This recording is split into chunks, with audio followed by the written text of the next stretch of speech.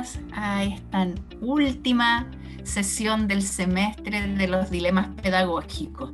¿Quién se iba a imaginar que desde enero venimos trabajando en el área de práctica para el primer semestre y ya estamos a puertas de finalizar todo el proceso? O sea, la mayoría de los estudiantes que empezaron en marzo ya deberían estar el 25 de junio cerrando su proceso, y los casos especiales de estudiantes que partieron un poco más tarde deberían estar cerrando el 9 de julio, pero ya no nos queda nada y se nota. Así que también en la cantidad de asistentes al dilema pedagógico, si comparamos en marzo, hubo sesiones en que nos encontramos con más de 300 estudiantes conectados, y algunos ni siquiera pudieron ingresar por el cupo de la cantidad de espacio que generara el Plaza Reuna. Pero este camino ha sido bastante interesante, sigue siendo un motor el tema de la pandemia para todos los procesos de práctica, y por lo mismo también es vital que en estos espacios que se generan conflictos internos y todo tipo de relaciones diferentes con el entorno, empecemos a mirar qué se necesita para investigar, porque como nunca estamos en una situación tan excepcional, que no observar y no investigar es casi como un delito. Ahora todos los docentes en formación, y también para los tutores y los agentes claves de los establecimientos.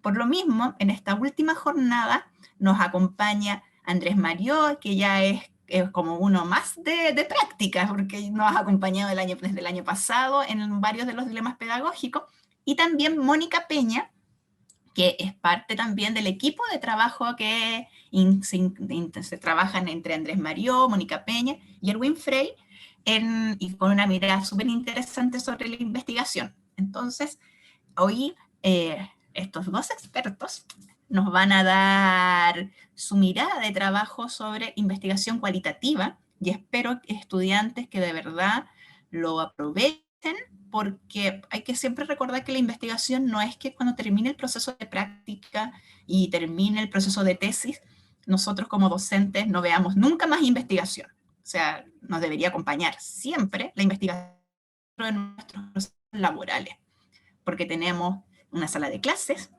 y normalmente tenemos un grupo de investigación que nos acompaña todo el año de colegio. Así que aprovechen de hacer todas las preguntas, las pueden hacer por el chat, y también yo sé de que los chiquillos van a darles tiempo para preguntar según sus módulos de trabajo, así que disfrutemos la jornada.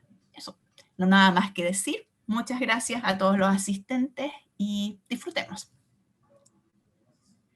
Gracias, Marcela. Primero partir, bienvenido, bienvenida, un gusto de estar con usted. José Miguel, es muy bueno verte de nuevo. Tamara Arellano también, Catalina Fernanda, profesora Claudia Marambio, un gusto de verlo. Los que uno ubica, hay otros que uno no ubica. Buena profe, dice la Catalina. Primero, dar las gracias por esta posibilidad de estar con ustedes. Marcela, cuenta con nosotros ahora, no siempre, pero puede ser las próximas posibilidades que se den. Nosotros somos un equipo de trabajo que está compuesto por el profesor Erwin Frey, la profesora Mónica Peña y yo. Doy la disculpa del caso de Erwin Frey no estar presente porque está en un seminario internacional de investigación-acción, así que por eso no nos acompaña. Se va a dividir en 3 secciones esta exposición, una contextual sobre la investigación en general, y después vamos a ver 2 diseños de investigación. Uno va a ser los diseños narrativos. Nosotros nos enmarcamos dentro de las investigaciones cualitativa e interpretativa, José Miguel, y las investigaciones críticas, sociocríticas, que cabe el diseño investigación-acción. Entonces, son 3 secciones. La primera va a ser este contexto de investigación, la segunda el diseño narrativo que habla la Mónica, y los diseños más referidos a investigación-acción, que es lo que más se usa en educación. No vamos a hablar de investigaciones cuantitativa o positivista desde ese paradigma, por si acaso, si alguien tiene expectativas de ese tipo. Para las preguntas se solicita que hagan las preguntas, ya sean levanten las manos o hagan preguntas por el chat, y lo hacen por secciones, básicamente eso. Partamos. Investigar es propio del ser humano. No es que sea propio de algunos o alguna, o de solamente del mundo académico, ¿no? No es que investigar sea solamente para algunos, sino todos investigamos, desde niños y niñas investigamos. ¿Y por qué investigamos? Por curiosidad, por buscar el asombro. Nosotros estamos en esta vida y nos asombran las cosas que vivimos. Nos cuestionamos lo que vivimos. Y en ese cuestionar y en ese proceso de asombro nos hacemos preguntas. Y ese preguntarnos no hace investigar, no hace hacer un recorrido, ¿no? Ahora, ¿qué producto tiene el investigar? El producto que tiene el investigar es producir conocimiento.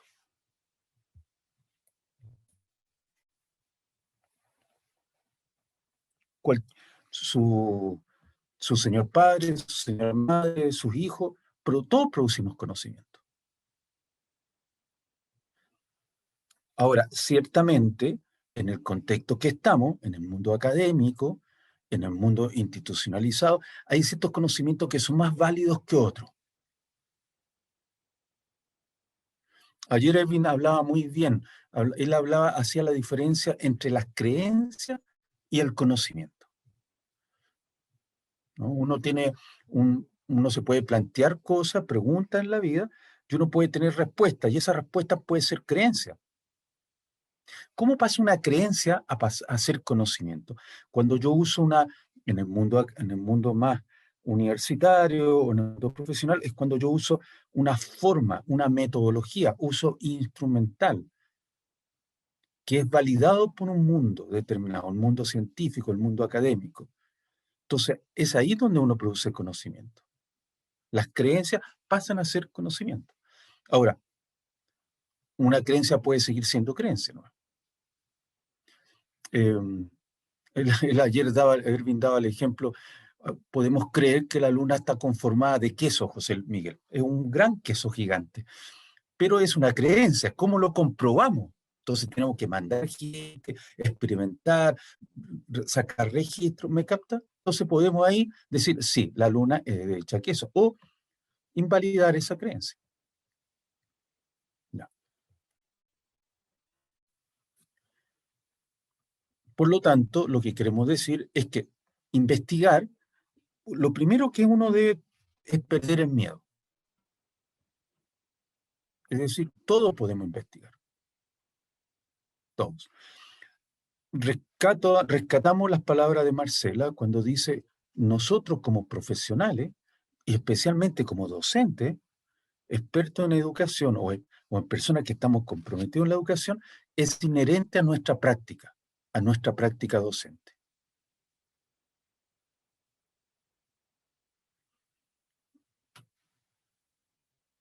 Las formas, en general los profesores tenemos un gran mal en América Latina, que no es solamente de nuestro país, es que las docentes, no, no es que no produzcan conocimiento, sino es que no escribimos. Tenemos mucha experiencia, muchas intervenciones, pero no escribimos, ya sea por los argumentos que son, es que no tenemos tiempo, es que estamos tapizados de trabajo, ¿quién nos va a escuchar? O lo que yo escribo o lo que yo diga no tiene importancia. En general, por ahí van los argumentos, Cristina, ¿no?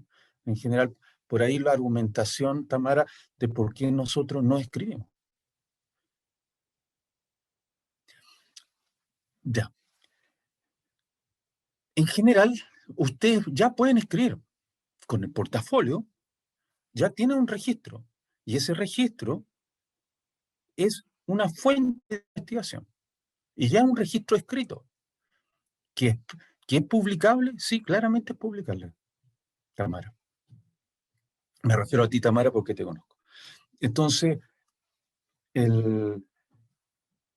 pero entonces, ¿por qué no qué debemos hacer para publicar? ¿O qué debemos hacer para... Primero, tenemos que el registro que tenemos, el portafolio, la información que hemos registrado en forma escrita, en forma de video, lo que sea, en formato que sea, tenemos que ordenarlo, tenemos que sistematizarlo, tenemos que analizarlo y seguramente hacer contraste con otros estudios, con otros descubrimientos.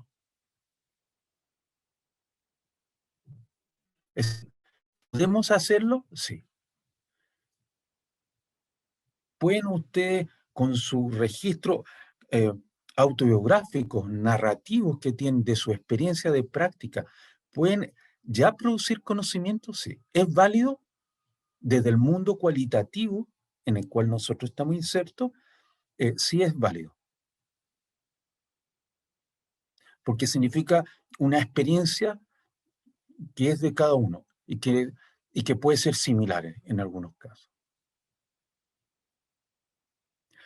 Ahora, investigar para los profesores implica dos cosas. Una es reflexionar sobre nuestras prácticas docentes.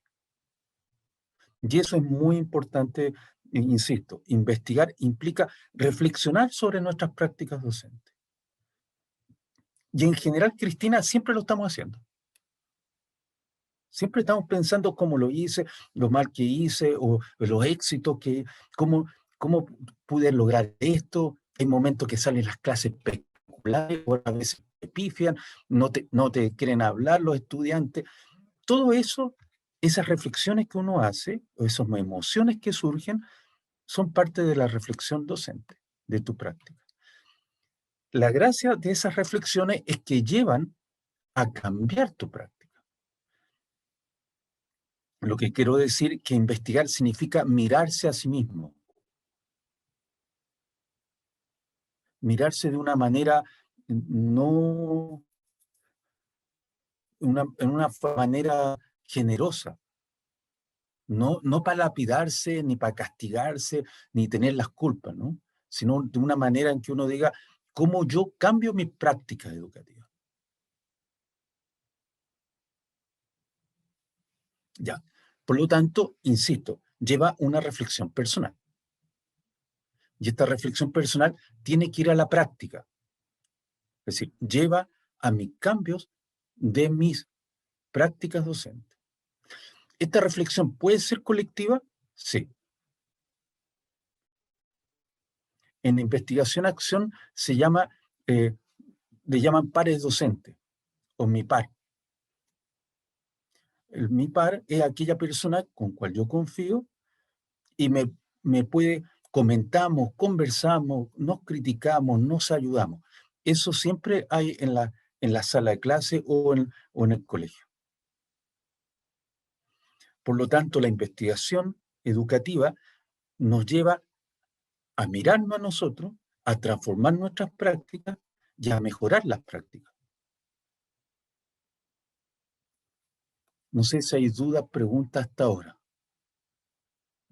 Me parece que no. Marcela, tú me dices, para no, si sale en el chat. No hay preguntas en el chat todavía. Ya. Así que yo creo que está todo entendido. Ya. Ya. Lo que pretende, desde la posición que nosotros tomamos con Mónica y Erwin, es que la investigación educativa es intrínseca al ser docente. No, desde nuestra mirada, no debería haber profesor que no investigue. Cristina, otra cosa es que las personas publiquen y vayan a congresos. Son caminos diferentes. Uno puede investigar para cambiar tus prácticas, pero no necesariamente para publicar artículos o no necesariamente para ir a congresos. ¿Sí? Pero sí, la idea nuestra es que todo y toda profesor, profesora, tiene que tener este tema de reflexionar sobre sus prácticas, cambiar sus prácticas, intervenir sus prácticas, conversar con sus colegas, transformar la realidad en la cual vive.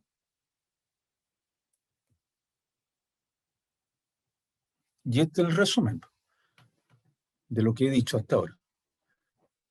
Porque lo que no he puesto el concepto es que hay un saber pedagógico. Es decir, en la medida que yo investigo, en la medida que yo reflexiono en mis experiencias docentes, yo voy construyendo un saber pedagógico, José Miguel. Ahora, ese saber pedagógico Benjamín, debería ser colectivo, no solamente quedarse en lo individual.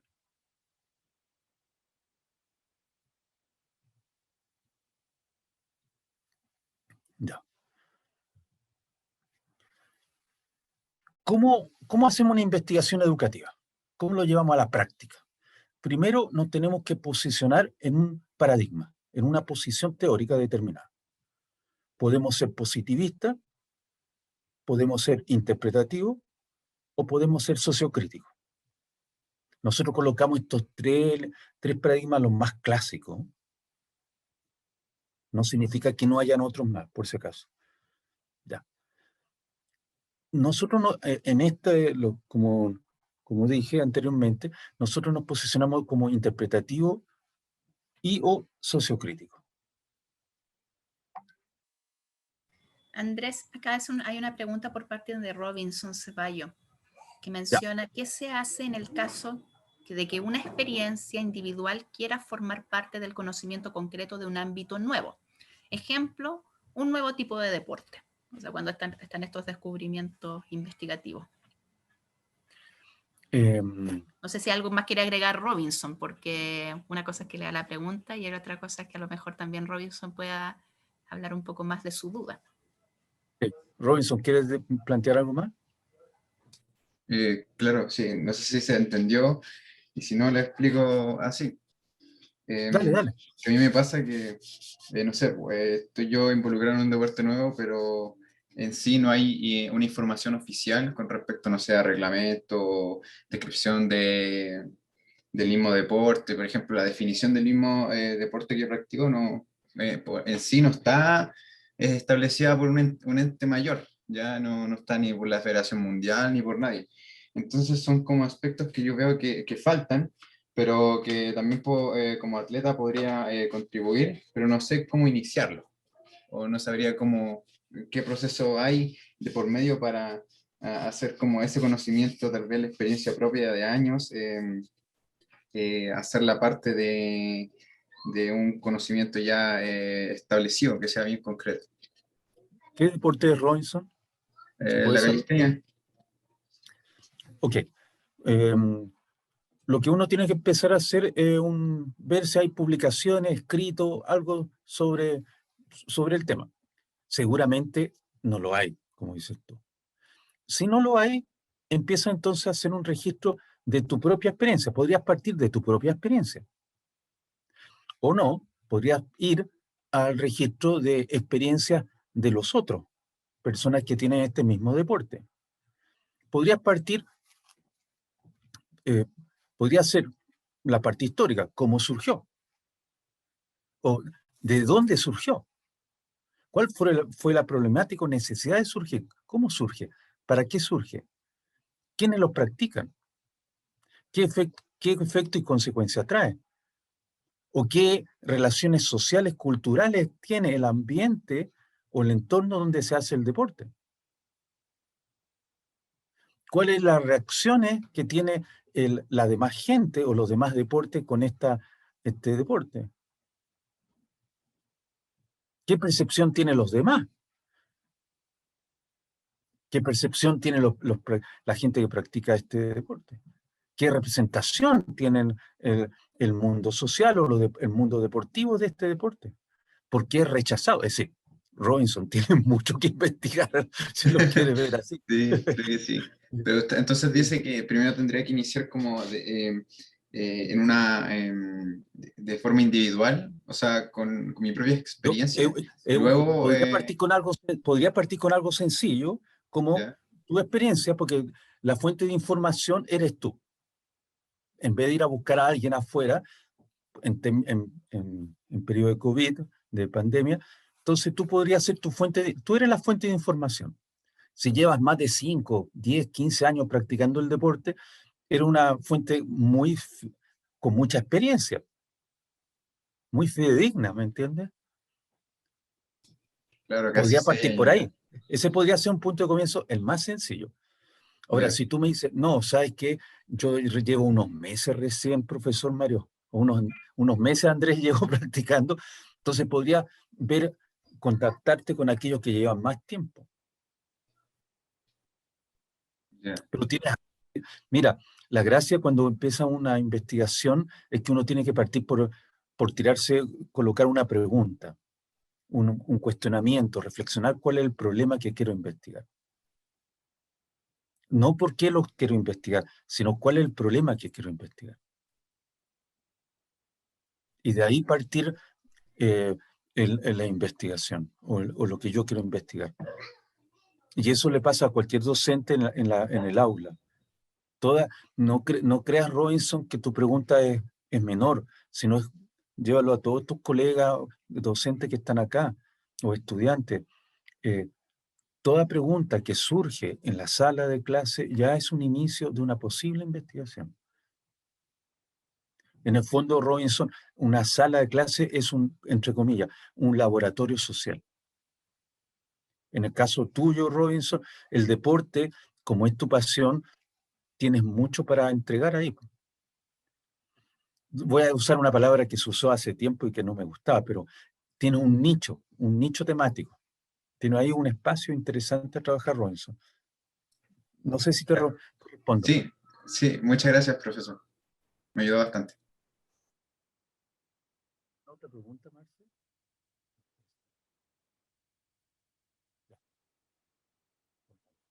No sé si hay alguna otra pregunta, inquietud.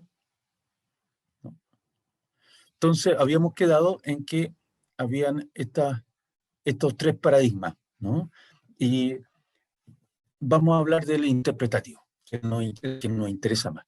El interpretativo eh, quiere comprender, no toma los elementos como algo neutro, no toma a las personas como algo neutro, no los coloca como números, como sería el mundo positivista, que dice, tengo una muestra de 100 profesores.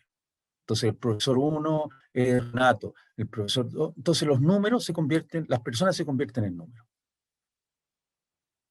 Aquí, no, aquí lo que interesa precisamente son los sujetos de investigación, las personas, y rescatar esa experiencia y comprender los fenómenos que ocurren, las situaciones que están viviendo, interpretar el mundo de la realidad.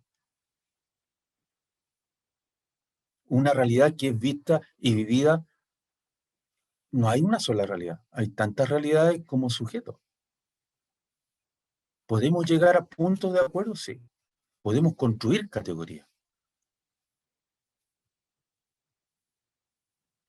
El socio crítico, el que vamos a hablar con Mónica más tarde, pretende transformar la realidad. No solamente quiere comprenderla. El socio crítico va más allá. Quiere transformar la realidad. Y por lo tanto se compromete más, no queda como el investigador como un elemento neutro, un sujeto neutro.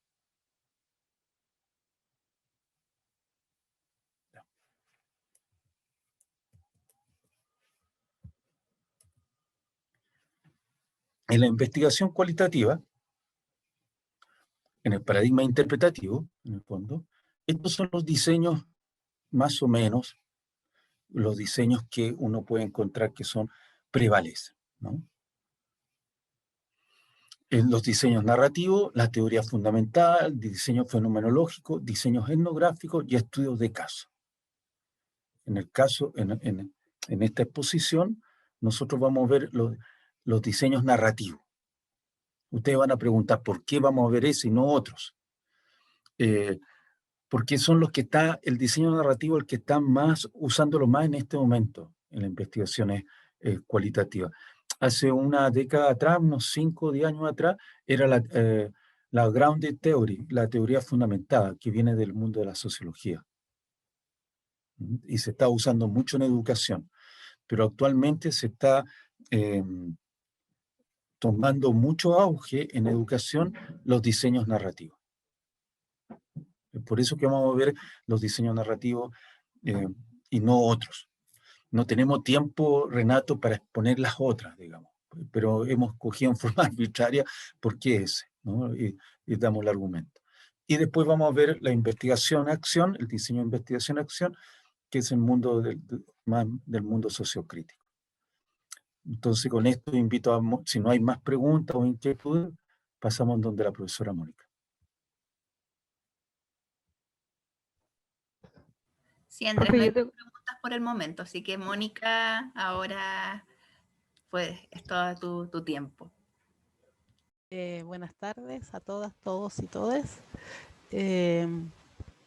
Cuando nosotros hablamos, ¿no es cierto?, de investigación, ya la primera cosa que se nos aparece en la mente es la objetividad. Y la objetividad es un constructo social, ¿no es cierto?, que se ha ido desarrollando con el tiempo. Y también se ha desarrollado el otro, que es la subjetividad y la intersubjetividad, que son más adecuados al mundo en que vivimos. ¿Ya? Más adecuados al mundo en que vivimos, porque nosotros no vivimos como un número. Nosotros vivimos como personas, como seres humanos, y los seres humanos estamos en el lenguaje. Por lo tanto,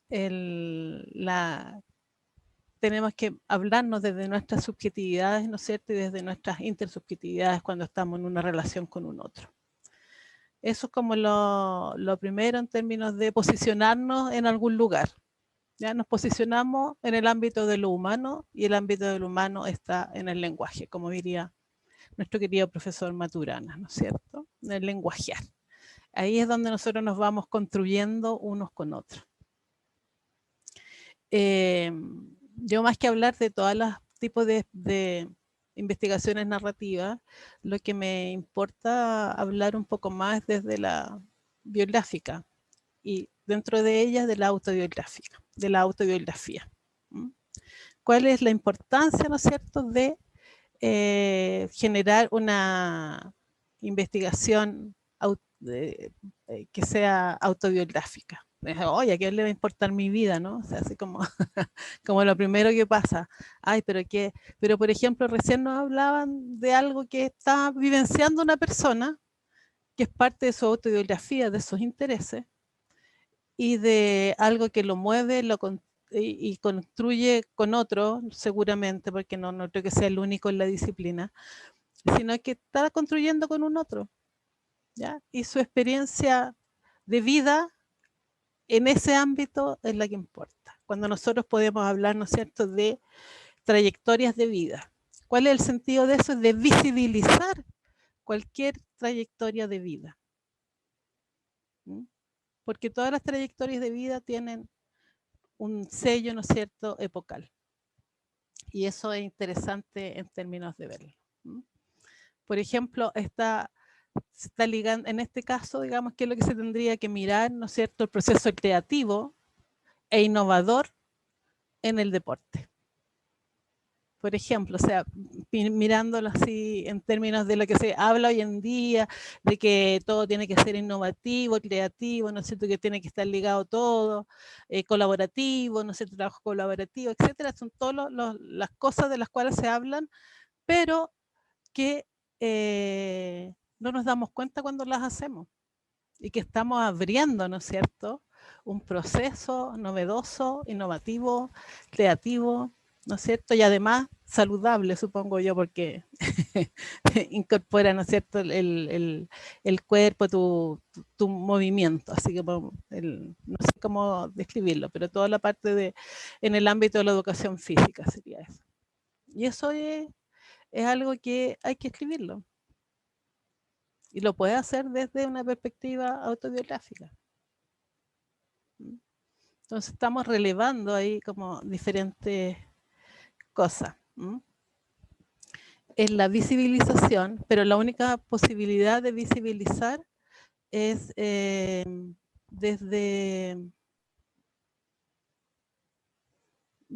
la escritura. ¿O no, Marcela? Sí, la verdad es que sin la escritura es difícil empezar a visibilizar los procesos que es lo que uno hace. No, de hecho, si no hubiera pasado por la experiencia de la escritura autobiográfica, quizás muchas de las cosas que se están implementando en práctica hoy en día tampoco lo hubiéramos visibilizado en ese momento por la misma praxis nomás. Así que comparto plenamente lo que indicas, Mónica, Sí. que es lo que a veces nos cuesta como profes hacer. Voy a tratar de compartir pantalla. No siempre me funciona, pero bueno, vamos a hacerlo, compartir. Estamos acá. Sí se ve. ¿Se ve? Sí. Sí. Que quiero empezar, Solamente ¿no es cierto? Ahí, autobiografía. ¿Ya?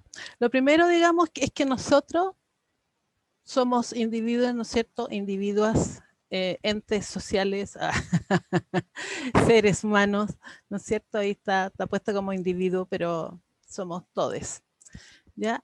Y que nacemos, digamos, en una determinada comunidad familiar, una comunidad, ¿no es cierto?, educativa a la cual vamos, una comunidad amistosa en la cual entramos, ¿no es cierto?, que tenemos amigos ahí, y también que ahí estamos un poquitín penetrados por lo que son los medios de comunicación de masa. ¿Ya? Y los medios de comunicación de masa no hablan de determinados deportes y no de otros, para poner el ejemplo, digamos, deportivo de hoy. ¿Ya? Esta comunidad, ¿no es cierto?, está en un determinado tipo de sociedad, desde la cual se ejecutan las políticas públicas, ¿no es cierto?, se ejecuta una determinada forma de regirse socialmente, una determinada constitución, tenemos ahí todos nuestros marcos normativos que están acá, ¿no es cierto?, un determinado tipo de fuerza armada, de economía, de política, etcétera. ¿Ya? Es la sociedad en la cual tenemos este marco.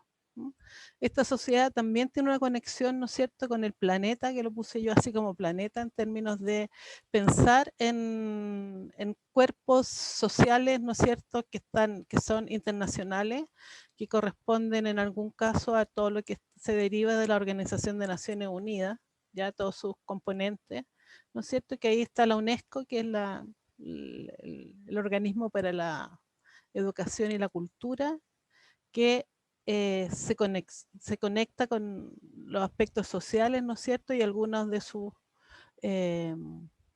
indicaciones y recomendaciones pasan a formar parte de las políticas públicas, llegan a la comunidad a través de la escuela y llegan al individuo. Entonces estamos ahí. Y también desde el individuo, digamos, tiene una determinada cosmovisión respecto a cuál es su papel en el mundo y desde dónde lo puede mirar, ¿no es cierto? Que ahí podemos tener una cosmovisión que puede ser religiosa, una cosmovisión desde la física, etcétera. Desde, o sea, por ejemplo, de cómo se mira el cosmos, ¿no es cierto?, del papel de los horóscopos para algunos, ¿ah? Que si sale malo yo no salgo de mi casa, como cosas así, ¿no es cierto?, que nos están rigiendo de alguna manera. ¿Ya? Todo eso está acá y todo eso está acá en el individuo también. Todo esto se refleja y se internaliza en el individuo. ¿Ya? Y lo saco de aquí como parte de mi identidad, para estar en esta comunidad, en esta sociedad, en este planeta y mirando este cosmos que estamos, ¿no es cierto? Por lo tanto, todos esos aspectos, ¿ya?, son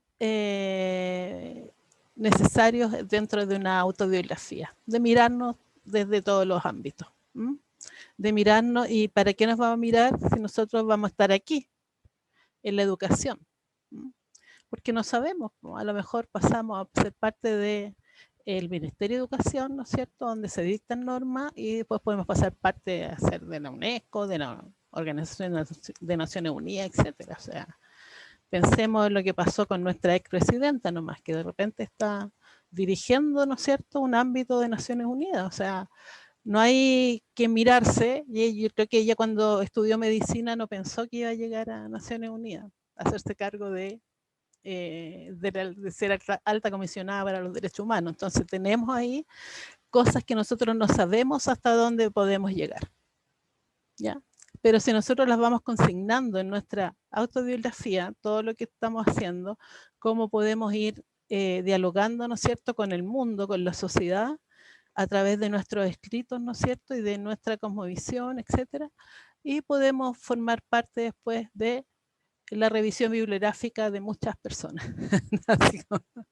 Alguien que nos cite, alguien que nos diga que lo hicimos, ¿ya? Entonces tenemos ahí, la autobiografía refleja todos estos olones cuando miramos holísticamente, ¿no es cierto?, que es lo que nos plantea el paradigma interpretativo, ¿no es cierto?, es un enfoque holístico del mundo en el que estamos viviendo, ¿no?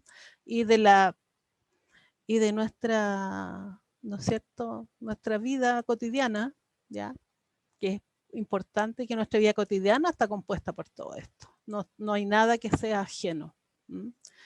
El problema es cuando, a través de discursos narrativos de los otros, nos separan de estos ámbitos. Como que si esto no importara y solo importara el sujeto, ¿ya? Y el sujeto como individuo nomás, ¿no es cierto?, sin reconocer que esta parte es importante en su vida, ¿ya? Entonces los discursos, digamos, que van solamente el individualismo no tienen sentido para una autobiografía, ¿ya? La autobiografía tiene que reflejar el mundo del cual es partícipe el individuo, ¿sí?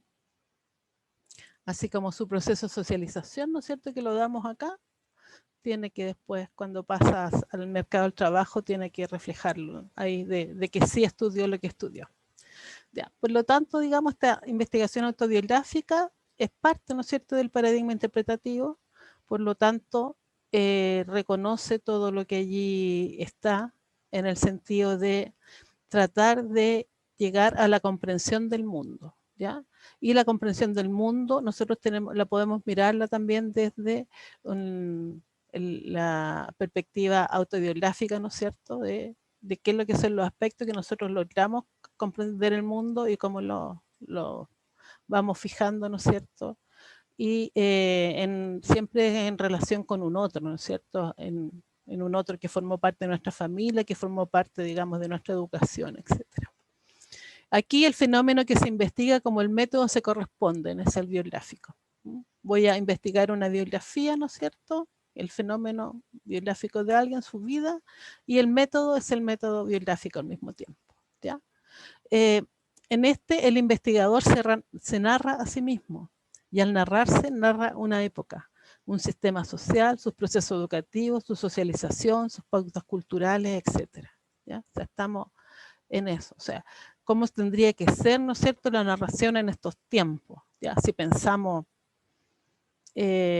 cómo es la narración de los sujetos hoy día en estos tiempos a través de los medios de comunicación y a través de lo que estamos haciendo nosotros. Nosotros. ¿Ya? En el medio de comunicación somos un número que tiene COVID o que no tiene COVID. ¿Ya? Por ejemplo, si estamos en el contexto pandémico, digamos, ¿sí? estamos dentro del, y estamos, ¿cuáles son las otras cosas que se ven? Si estamos vacunados o no estamos vacunados. ¿Ya? Pero no se dice, por ejemplo, que la investigación que se está haciendo de las vacunas respecto a las personas que están siendo internadas en los hospitales y han sido vacunadas con determinada cosa, ni nada. Esa investigación se omite, ¿ya? Hay cosas que no nos dicen, ¿ya? Nos dicen, nos hablan de ciertos números nomás y otros números no, quedamos como fuera.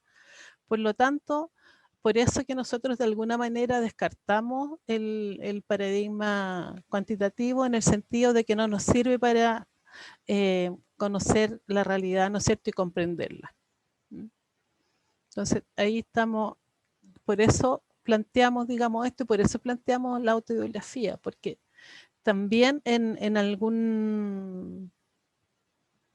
En este sentido tenemos que conocernos como investigadores. ¿Cuál es la posibilidad de conocerse como investigadores, no es cierto? Es haber hecho el proceso autobiográfico de nosotros. Y ahí estamos, que nuestra vida está cruzada por todos los olones o sistemas, digamos, no hay nada que esté fuera, ¿ya? Lo que sí tenemos que saber si sabemos reconocerlos o no en nuestra autobiografía. Si es que se nos han narrado, porque nosotros acogemos las ranas, si es que se nos han narrado como poco importante, vamos a mirar ahí en nuestra autobiografía, o qué pasa que no tengo mucho de esto, ¿no es cierto? O sea, qué pasó en mi vida. ¿Ya? Y acá hay una posibilidad, ¿no es cierto?, de narrar estos mundos de la vida en los cuales tenemos cada uno de nosotros, estamos ahí, ¿no es cierto?, que sería lo que plantea Atria recogiéndolo de Habermas, ¿no es cierto?, el concepto de mundo de la vida, ¿ya? Y en el eje público-privado y en el pasado y futuro, ¿ya? Cómo se van desarrollando, qué se desarrolla en cada uno. En el pasado privado tenemos nuestras vivencias personales, ¿no es cierto? Acá cabe todo nuestro proceso de socialización, de enculturación, ¿no es cierto? Que tenemos acá junto con la socialización, ¿no es cierto? Nuestras relaciones con los padres, nuestras relaciones en la escuela, nuestras relaciones familiares, ¿no es cierto? Están acá muy presentes. Y cómo nos impactó, por ejemplo, los avances de las redes sociales en estos casos que están más cerca de la juventud hoy día, más que los medios de comunicación, ¿ya? Pero también en las redes sociales se produce un tipo de comunicación, algo que narra el mundo en que vivimos. Después tenemos acá de este mismo mundo privado, ¿ya? Y relacionado con el futuro, ¿no es cierto? O sea, ahí se nos pasa a un proyecto de vida, ¿ya? Como desde mis vivencias personales, que son privadas, y están en el pasado, puedo mirar hacia el futuro a través de un proyecto de vida, que es el proyecto, ¿no es cierto?, que están vivenciando las personas que están en práctica ya educativa, ¿ya? Estamos haciendo carne nuestro proyecto de vida, que en alguna parte de acá nace, ¿ya? Y logramos encarnarlo en el día de hoy, en esta clase, en esta aula que estamos hoy día, ¿no es cierto? Estamos aquí ejecutando nuestro proyecto de vida, ¿ya? O sea, este futuro un futuro muy cercano hoy en día, ¿no? O sea, el futuro, digamos, final es cuando uno sale con el cartón al hombro, ¿no es cierto? Así como se saca la foto con el diploma, todas esas cosas, eso es como ya, como la parte final del proyecto de vida que inicia otra cosa, ¿no es cierto? Que se encarna más profundamente en la sociedad. Después también dentro del pasado, ¿no es cierto?, público, que nosotros compartimos entre el eje de lo público, tenemos nuestra historia común, ¿ya? Y que también nos narramos un poco desde nuestra historia común. No solamente narramos, ¿no es cierto?, nuestras vivencias personales, sino que también la historia común que compartimos con todos va a estar presente en este mundo de la vida, ¿no es cierto?, que es la historia común.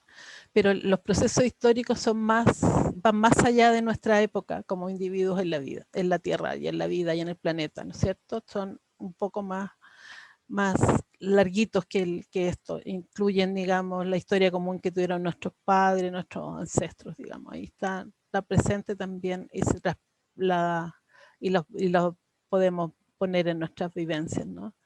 Después, dentro de lo público y futuro, ¿no es cierto?, está la utopía, hacer carne de la utopía, ¿ya? En este sentido, nosotros somos parte de la utopía de un otro, ¿ya? Cuando nosotros hablamos de utopía, estamos hablando aquí de nuestra propia utopía, que es lo que queremos de la sociedad, del mundo, ¿no es cierto?, del planeta, del cosmos, etcétera, ¿ya? Y de nuestro lugar de trabajo, para nuestra familia, etcétera. Tenemos acá toda la posibilidad, ¿no es cierto?, de mirar este mundo, ¿ya? Mirarlo a través, mirarnos nosotros también a través de las utopías de un otro, ¿ya? Por ejemplo, acá tenemos, podemos mirar las diferentes movilizaciones sociales que han estado cerca de nosotros, ¿no es cierto? Tenemos, por ejemplo, la Revolución Pingüina, cuya utopía era cambiar la LOCE. Ahora nosotros podemos hablar desde la LEGE, que si bien no tuvo un cambio tan estructural como se pensaba, sí hubo cambio y sí recoge cosas que son importantes para nuestra vida hoy en día, ¿ya? Entonces, la utopía del movimiento estudiantil del 2011 era fin al lucro y la gratuidad, ¿ya? Algunos de ustedes pueden estar haciendo posible su proyecto de vida hoy en día a través de la utopía de los estudiantes del 2011. Por lo tanto, digamos, y esa utopía de los estudiantes del 2011 está siendo parte de nuestra historia común hoy en día. Por lo tanto, si es que yo estoy haciendo mi proyecto de vida, ya, por la gratuidad o por lo otro que pensaron, ¿no es cierto?, por una beca vocación de profesor, está también en nuestras vivencias personales. Por lo tanto, en ese sentido, estos ejes, cuando se ejecutan, ya, y cuando dan cuenta de mi identidad, ¿no es cierto?, y de mi participación en el mundo, mientras todo eso esté cerca de acá, ¿no es cierto?, el mundo de la vida mío, mientras esté todos estos ejes más juntitos, voy a estar puedo mirarme como en un más equilibradamente, ¿no es cierto?, en que mis mundos de la vida están equilibrados y están conectados en lo que estoy viviendo hoy en día. Entonces voy a dejar de compartir. Tomás. Ahí no. Se escucha, Erwin. Ya, espérame.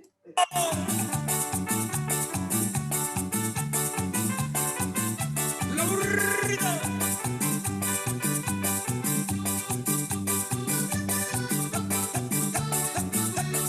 ¡Síguelo, chicos!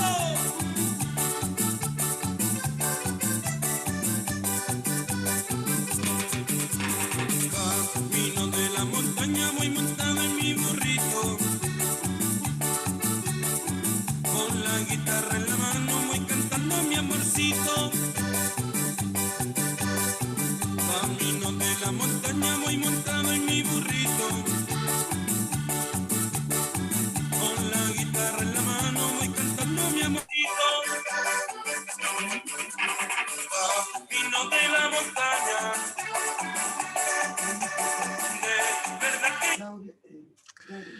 Bien, hola, soy Erwin. Gracias por la invitación, gracias a Andrés y a Mónica que me han antecedido también y me han ayudado reflexionando. Se escucha bien mientras estoy hablando, ¿no? Ahí. ¿Me escuchas ahí? Se escucha más o menos, o bien. Se escucha bien, dale, no. Ya. ¿Por qué, si esta es la música que más se vende en Chile, si estos son los CDs que más se venden en Chile y son los más escuchados, ¿por qué no se aborda esto en los colegios? ¿Por qué a la hora de la licenciatura se toca música clásica, extemporánea? ¿Qué pasa con la lista de estas canciones? De verdad, esta es la música más escuchada en Chile, en términos de Arica a Punta Arenas, según estudio, la más vendida, etc. Y nosotros, esto no se refleja en la escuela. Habría que indagarlo, habría que ver por qué. Y aquí hay dos maneras de hacerlo, son los supuestos. O sea, yo creo que la EMA podría decir sí, que yo pienso que... Y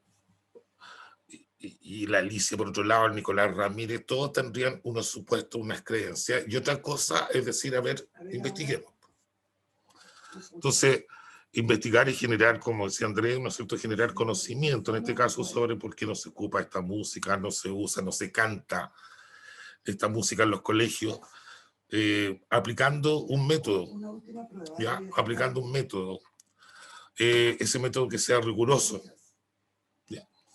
Y lo que genera como resultado la aplicación de ese método tiene un grado de valor distinto a solo el supuesto, el comentario, la opinión.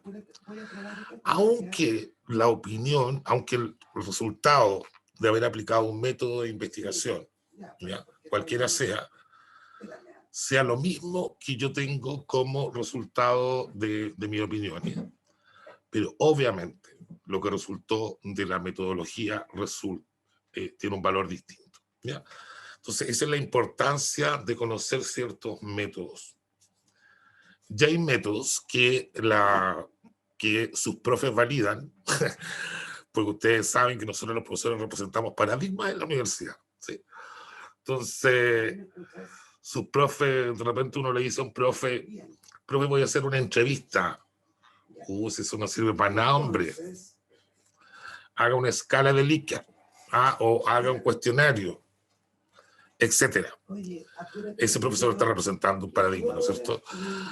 O cuando ustedes se frustran, el Felipe Castro o la Valentina Catalán dicen, profe, ¿saben qué? Yo quiero investigar sobre autoestima. Uy, ese tema está tan investigado. Eso lo está hablando este profesor desde ese paradigma, ¿no es cierto?, de generar conocimiento nuevo, que generalmente es el paradigma positivista.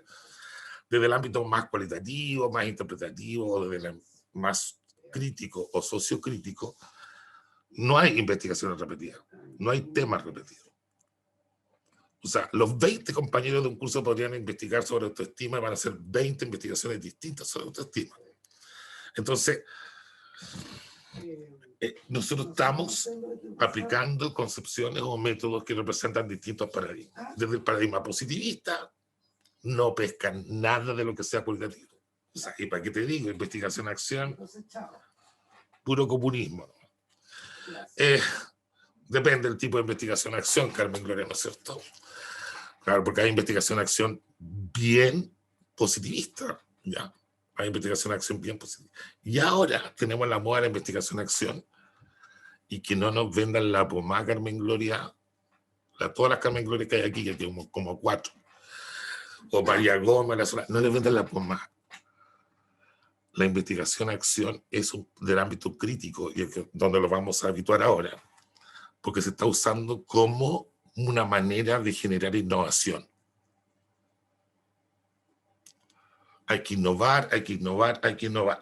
O sea, de una manera muy instrumental, perdiendo absolutamente el perfil de la investigación-acción, que es de lo que yo quisiera hablar.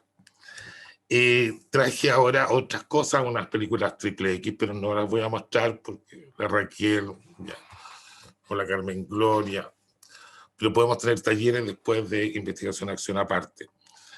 Oye, chiquillos, miren, el Felipe, es puro reírse el Felipe, ¿no? Miren, voy a... disculpe, soy viejito. Soy de la tercera edad. Ya. Voy a ir rapidito con algunas cosas. Primero, siempre estoy ahora en esta campaña, sobre todo este año, porque ustedes son estudiantes que eran chiquititos cuando partió la revolución de los pingüinos, pero les ha tocado otras cosas que lo dijo la Mónica, mi gurú Mónica. Entonces, y siempre darles las gracias, porque en este país, sin ustedes los estudiantes, no se habría movido un ápice. Si bien la LG es un cambio importante, no es un cambio estructural, porque sí, siendo dentro de lo neoliberal, pero se han hecho muchos avances. Y no solo en el ámbito de la educación, sino que también en otros contextos, pero es ustedes los que nos han animado. Vaya para allá. Entonces, mi homenaje especialmente a los chiquillos del Liceo de Lota. Nadie habría pensado que en Lota, por unas goteras que inundaban el liceo, partió toda la revolución pingüina. Y espero que como profes también tengamos la posibilidad de generar transformaciones. Y una posibilidad es investigando, generando conocimiento.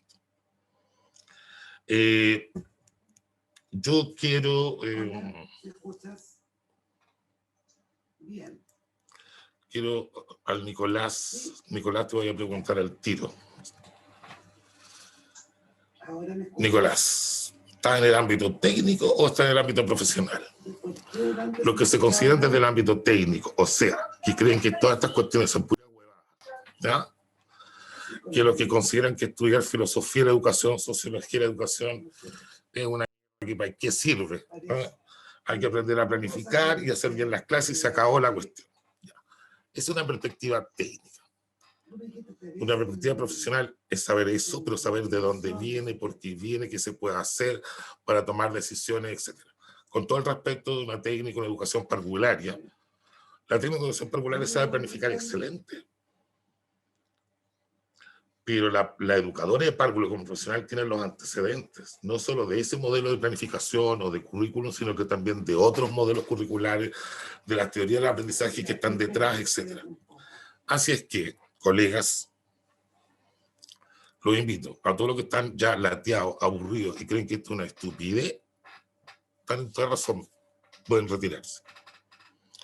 Nos quedamos aquí, los que tenemos más un carácter profesional, y los que nos queremos pelear, porque va a haber que pelearla estos años que vienen, porque nos están vendiendo la pomada de que podemos hacer investigación cuando la OCDE, organismo de derecha, deja de manifiesto que somos el país de la OCDE que menos tiempo de horario lectivo le da a sus profesores, de todos los países de la OCDE, y considerablemente menos tiempos.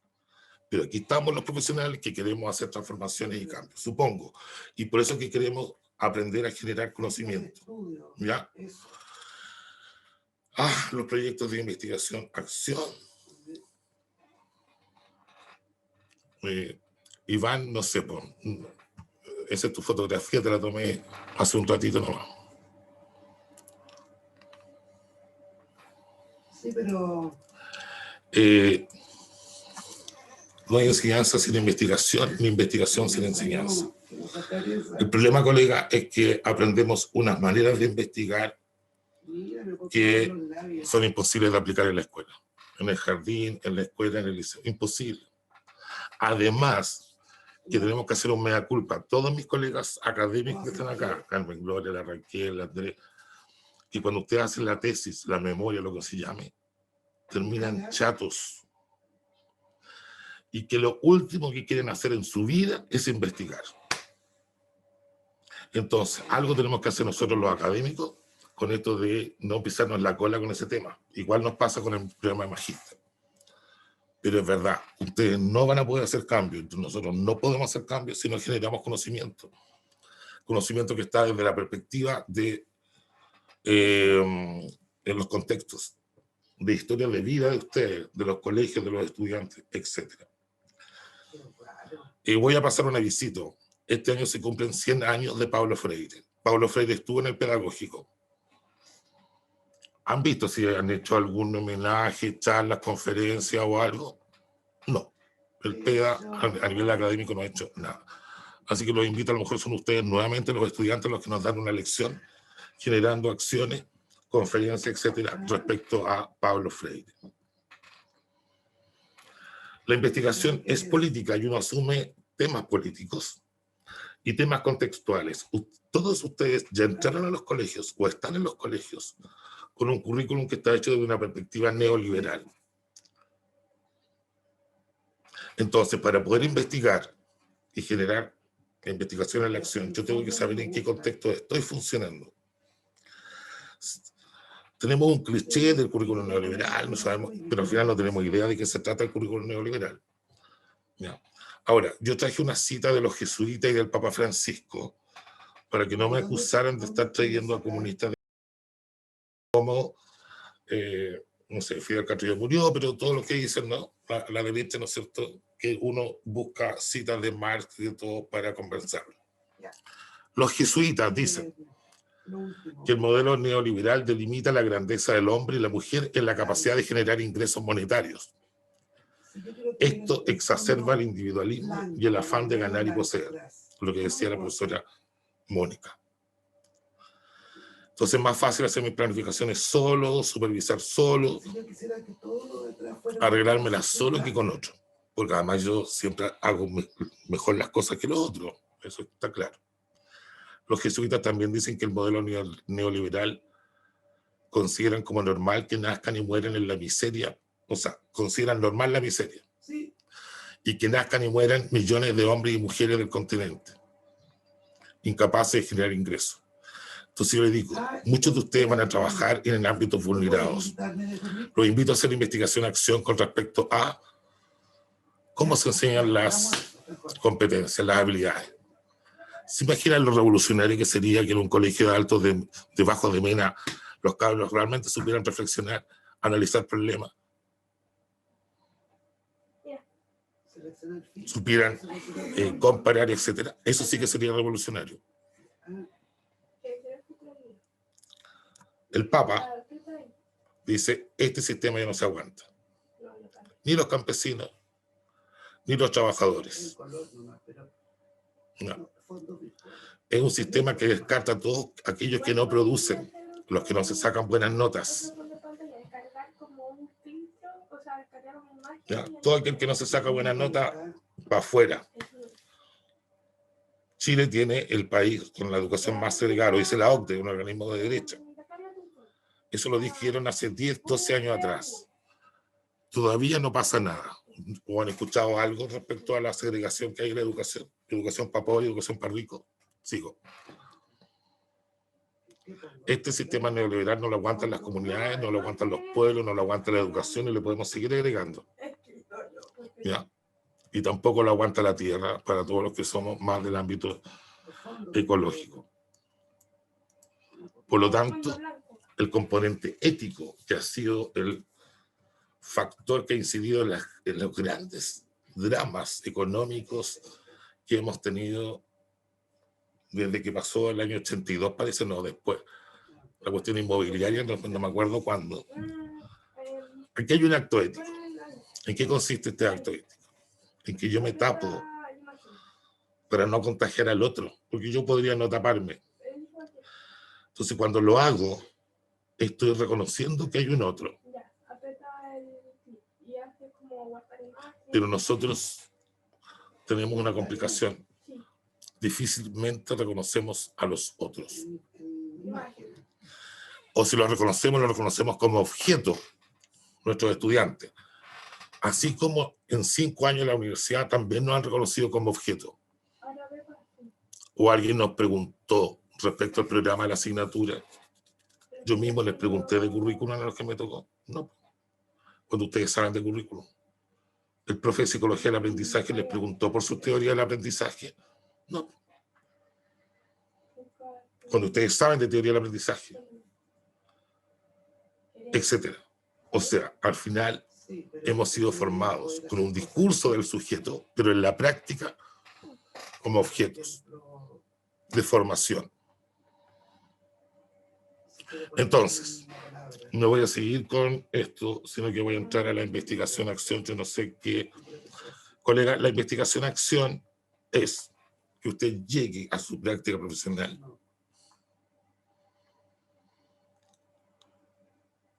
y está en la fase de diagnóstico. Y cuando está en la fase de diagnóstico, empieza a identificar ciertos problemas. Solo conversa, incluso lo puede conversar con los estudiantes. Y con los estudiantes, desde una perspectiva de la investigación-acción participativa, crítica. Cuando hablamos de crítico hay una confusión. La universidad se declara crítica. Los estudiantes son críticos. La investigación-acción pertenece prioritariamente a un ámbito de investigación crítico. Tiene que ver con las teorías críticas. ¿No? Tiene que ver con las teorías críticas. Hay un librito en el currículum nosotros, el redondito, que lo pueden recomendar a sus amigos, profesores, etcétera, que es el de Tadeo da Silva. ¿Ya? Espacio de identidad. Entonces identifican un problema. Lo conversan con su profesor guía, con su profesor supervisor, etcétera. O más de uno. Y después tratan de caracterizar ese problema. Y ese problema, en conjunto con sus estudiantes, deciden un plan para trabajarlo.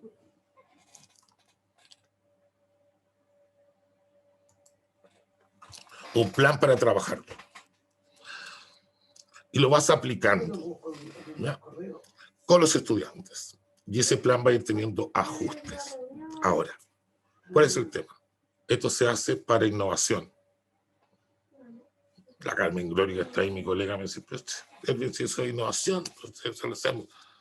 La diferencia está en que hay que ir reflexionando permanentemente, sobre todo una perspectiva metacognitiva. ¿Por qué pasa lo que pasa? ¿Por qué se incorpora lo que se incorpora? ¿Por qué no? Sobre todo las cosas que no resultan, es muy importante colocarlas y reflexionarlas, porque eso también es un aporte, ¿no? Ahí está la gran diferencia. La investigación acción participativa aparte considera al otro como sujeto y trabaja entre sujetos y ojalá con un colega también aparte, un par crítico que le llamamos nosotros, tiene la reflexión y la preocupación por el proceso, no por el producto. Si yo tengo un plan para que los cabros aprendan a leer y yo termino de práctica y no aprendieron, no está ahí el foco. No es que me haya ido mal, sino que está en cómo yo fui reflexionando durante el proceso el tema. El problema es que a veces colegas nuestros de la universidad, o sus profes guías, o ustedes mismos, están más preocupados de lograr, entre comillas, que los cabros lean, independiente del cómo. Y eso estamos dentro del paradigma conductista, dentro del ámbito del currículum del producto, etc. Y por último, esto se relata y se escribe en primera persona. No, dice un profesor por ahí, ¿no es cierto? Tiene que ser en tercera persona, eso es serio. ¿Cómo que en primera persona? Eso es informal. Se relata en primera persona, porque es en primera persona plural, nosotros, cuando es o yo, porque la investigación está mediada por mí. Y por último, que un montón de cuestiones afuera. Por último, es un deber ético, es una responsabilidad ética publicar, escribir lo que yo trabajé. Así sea una hoja o dos hojas. Y la investigación acción participativa se trabaja muy fuertemente en el ámbito social, así partió en los años 20, 30. Yo en este momento estoy participando en un seminario internacional, de una organización internacional, donde todos los estudios de investigación acción participativa son del ámbito de sociedad civil. Trabajo con las prostitutas, trabajo en Mongolia con guerrilleros, trabajo en Filipinas, temas de derechos humanos, trabajo en Colombia con descolgados de las FARC, ¿ya? Etcétera. Sí, Cristian, las tesis, acá en la universidad también la estamos redactando en primera persona. Nos retan, ¿ya? Pero Andrés, la Mónica, hay varios, y hay otros profesores en otros lados, que así nomás hay que quedando espacio, Felipe, Cristian, perdón. ¿Ya? Y encuentran que eso es indolente, que eso no corresponde, todas esas cosas, ¿ya? Porque la investigación es política, no es neutra.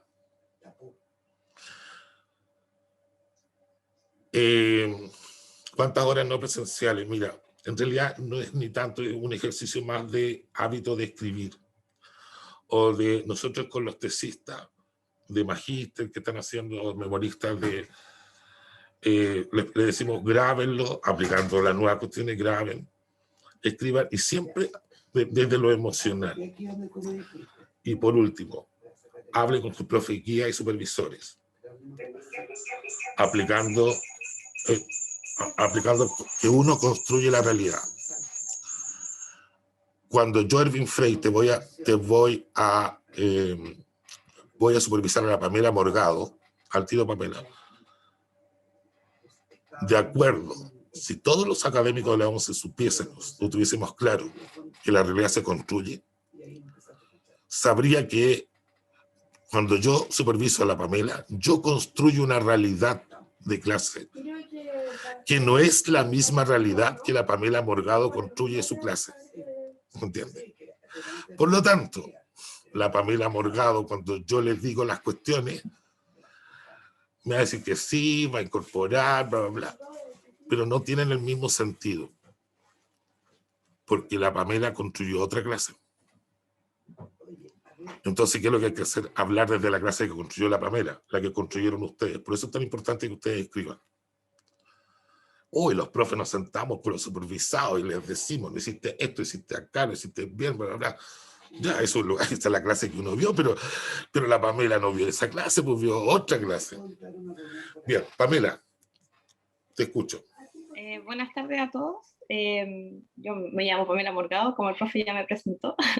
Egresé en el 2006 y me incorporé para terminar mi carrera este año, después de como 15 años.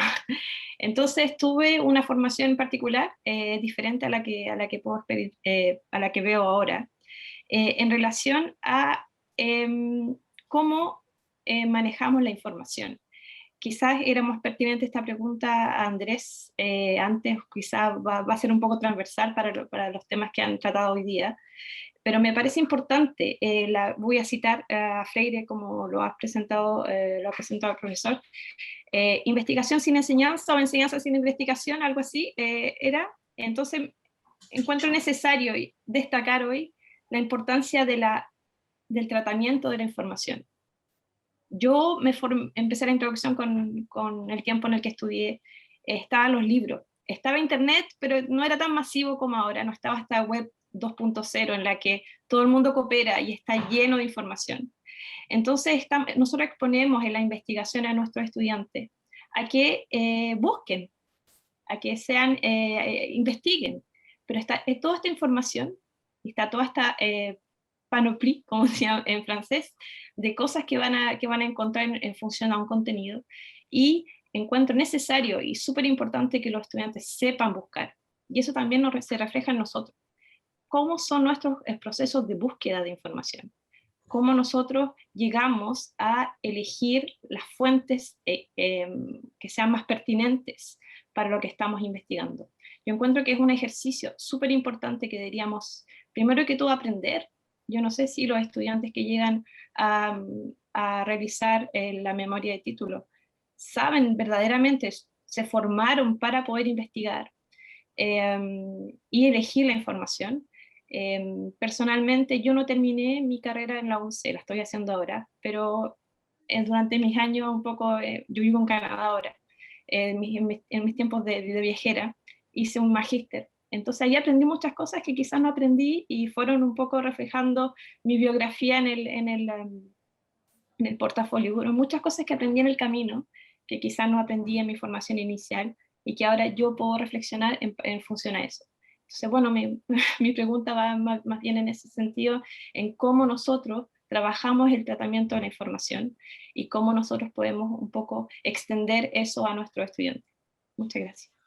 Pamela, gracias. Yo lo que entendí después de Andrés y la Mónica, el tratamiento de la información bibliográfica, entiendo yo, acá nosotros partimos distinto.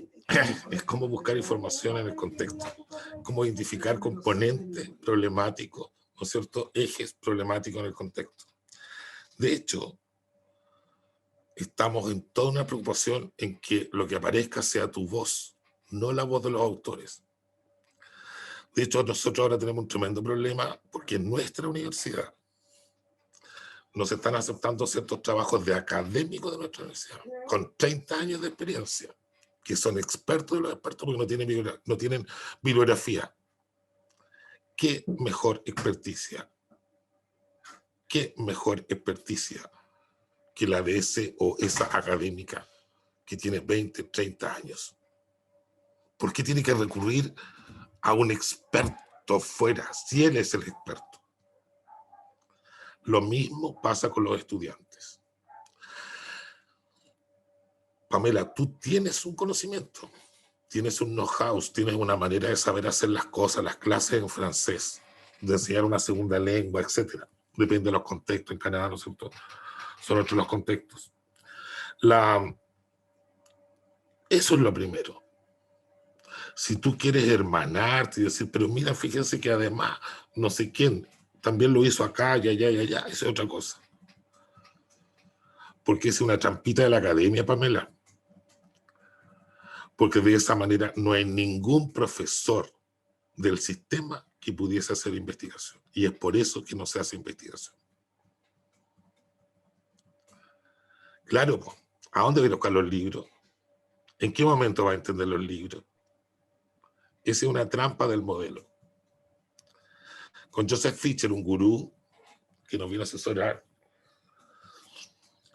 elaboramos una propuesta de doctorado en educación donde las mujeres estuvieran incorporadas. Esa profesora de Quilicura que tenía que andar 1 hora en micro para llegar, bla, bla, bla, bla.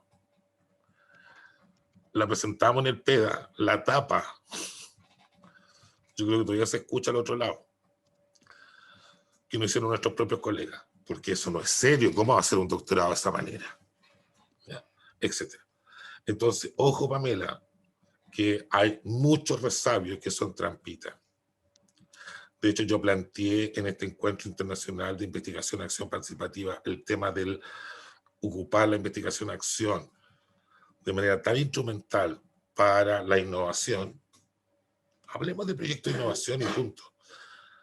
Que aparecieron otros, eso no es un tema solo chileno, sino que también apareció un español que lo dijo y un colombiano. Y dijeron cómo la academia se estaba apropiando de ciertos conceptos, ¿no? Para sacarlo de las verdaderas preocupaciones o grupos sociales, en este caso los profes vulnerados. Pamela, chiquillos, Carmen, Gloria, Natalia, tienen que pensar en esa profesora que con suerte llega a ese colegio de Quilicura y que tú, Natalia, no, se me ocurre, a mí sí, tú quieres que ella se emancipe, se transforme, se dignifique. No lo va a hacer que leer 3 libros antes de escribir algo, pues. No, tiene que leer antes de. Cuando esa profesora tiene una expertise. Eso. No sé, Mónica y Andrés. Erwin, estamos en el tiempo acordado. Nos quedamos cortos en el tiempo. Creo que estas 3 temáticas son amplias. Cada una de ellas fueron súper interesantes.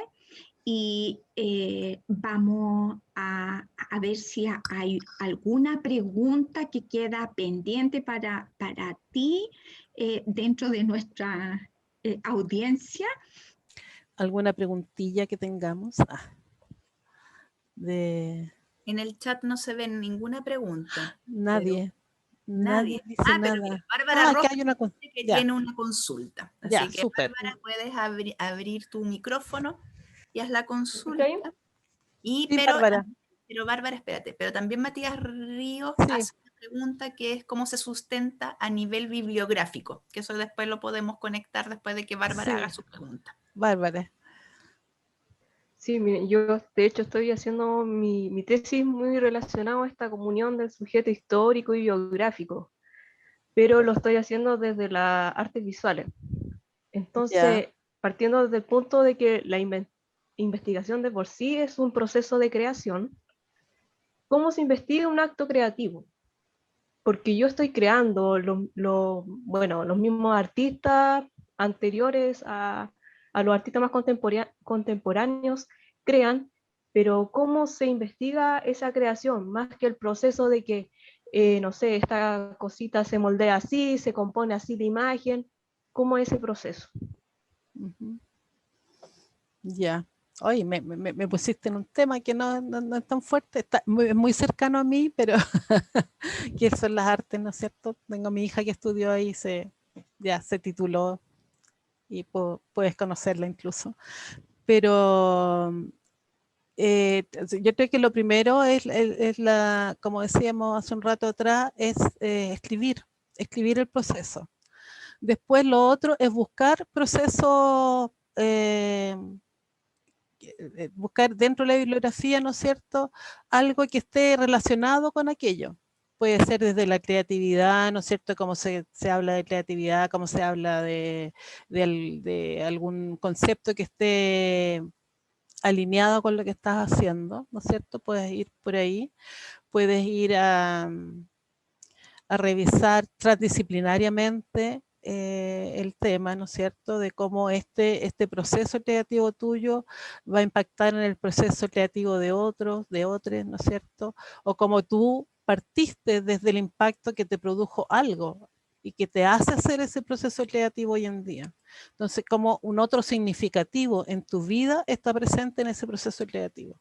Entonces, vas buscando conversaciones, ¿no es cierto?, con otras disciplinas, conversaciones con el propio término de la creatividad, ¿no es cierto?, conversaciones con un Leonardo da Vinci, ¿ya?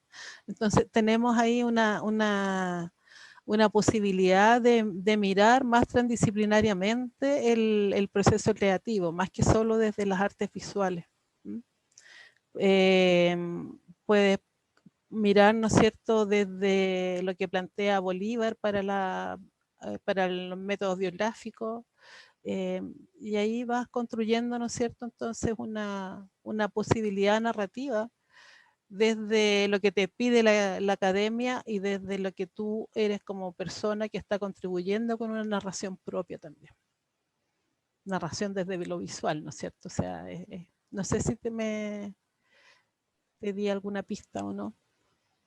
Sí, sí, de hecho, igual tenía como ese dilema porque, claro, uno siempre tiende en cualquier investigación, sea ligado a lo visual o no, a tomar, claro, unas ideas que nos parecen más cercanas a las nuestras, las bibliografías, referencias y las citas esas que nos hacen ahí colocar en la obligatoriedad. Pero siempre hay algo que es nuestro y que a veces se cuestiona desde la academia de que esa idea es tan buena que es imposible que sea tuya. Entonces, ¿cómo se respalda algo que viene desde nosotros, nosotras, nosotros de cero? A eso me refería como el tema del proceso de creación de cero. Porque claro, uno puede guiarse como el tema técnico, buscar referentes, pero ¿qué pasa cuando realmente uno está haciendo de cero? Porque es como un parto. Hacer alguna obra es como un parto. Entonces, sin ser yo mamá, obviamente, pero ese proceso de incubación que uno tiene, del cuidado, el tiempo que uno le dedica a todo esto. Entonces, ¿cómo se va haciendo eso? Escríbelo. Tan simple como escribirlo. Narra todo ese proceso, narra desde cuando descubriste, no sé, pues el material, cuando descubriste que a ti te producía felicidad. Lo que pasa es que en esta época, en la época contemporánea que nosotros vivimos, ya se ha separado al creador de su obra en el ámbito del trabajo, me refiero yo, ¿ya? O sea, nosotros creamos, pero el que se lleva como la plusvalía, ¿no es cierto?, del dueño de tu obra. ¿Ya? ¿No es cierto? Nosotros podemos, o sea, el proceso de producción de algo generalmente no lo completamos, sino que fue como el Fordismo por parte, etcétera, ¿no es cierto?, que fueron ahí como, que no lográbamos ver cuando se hacían en las fábricas de autos el auto completo, no es que tú hagas un auto completo. ¿Ya?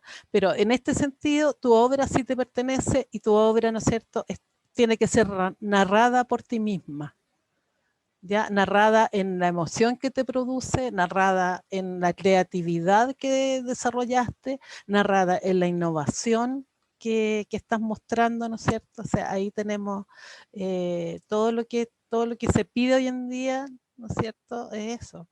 Y está en ti y cómo la conectas, por ejemplo, con el currículum como educadora. O sea, ¿a qué parte del currículum tú tendrías que instalar tu obra? En el sentido, pues, lo que te piden para para hacer artes visuales después es que vas a ejercer la profesión, ¿no es cierto? Tienes que tener claro el currículum en el cual vas a estar haciendo esto, o qué es lo que se tendría que innovar del currículum para que se pudiera hacer eso desde los otros, cómo los traspasa a los otros, digamos, ese conocimiento que estás produciendo tú hoy en día a través de una obra.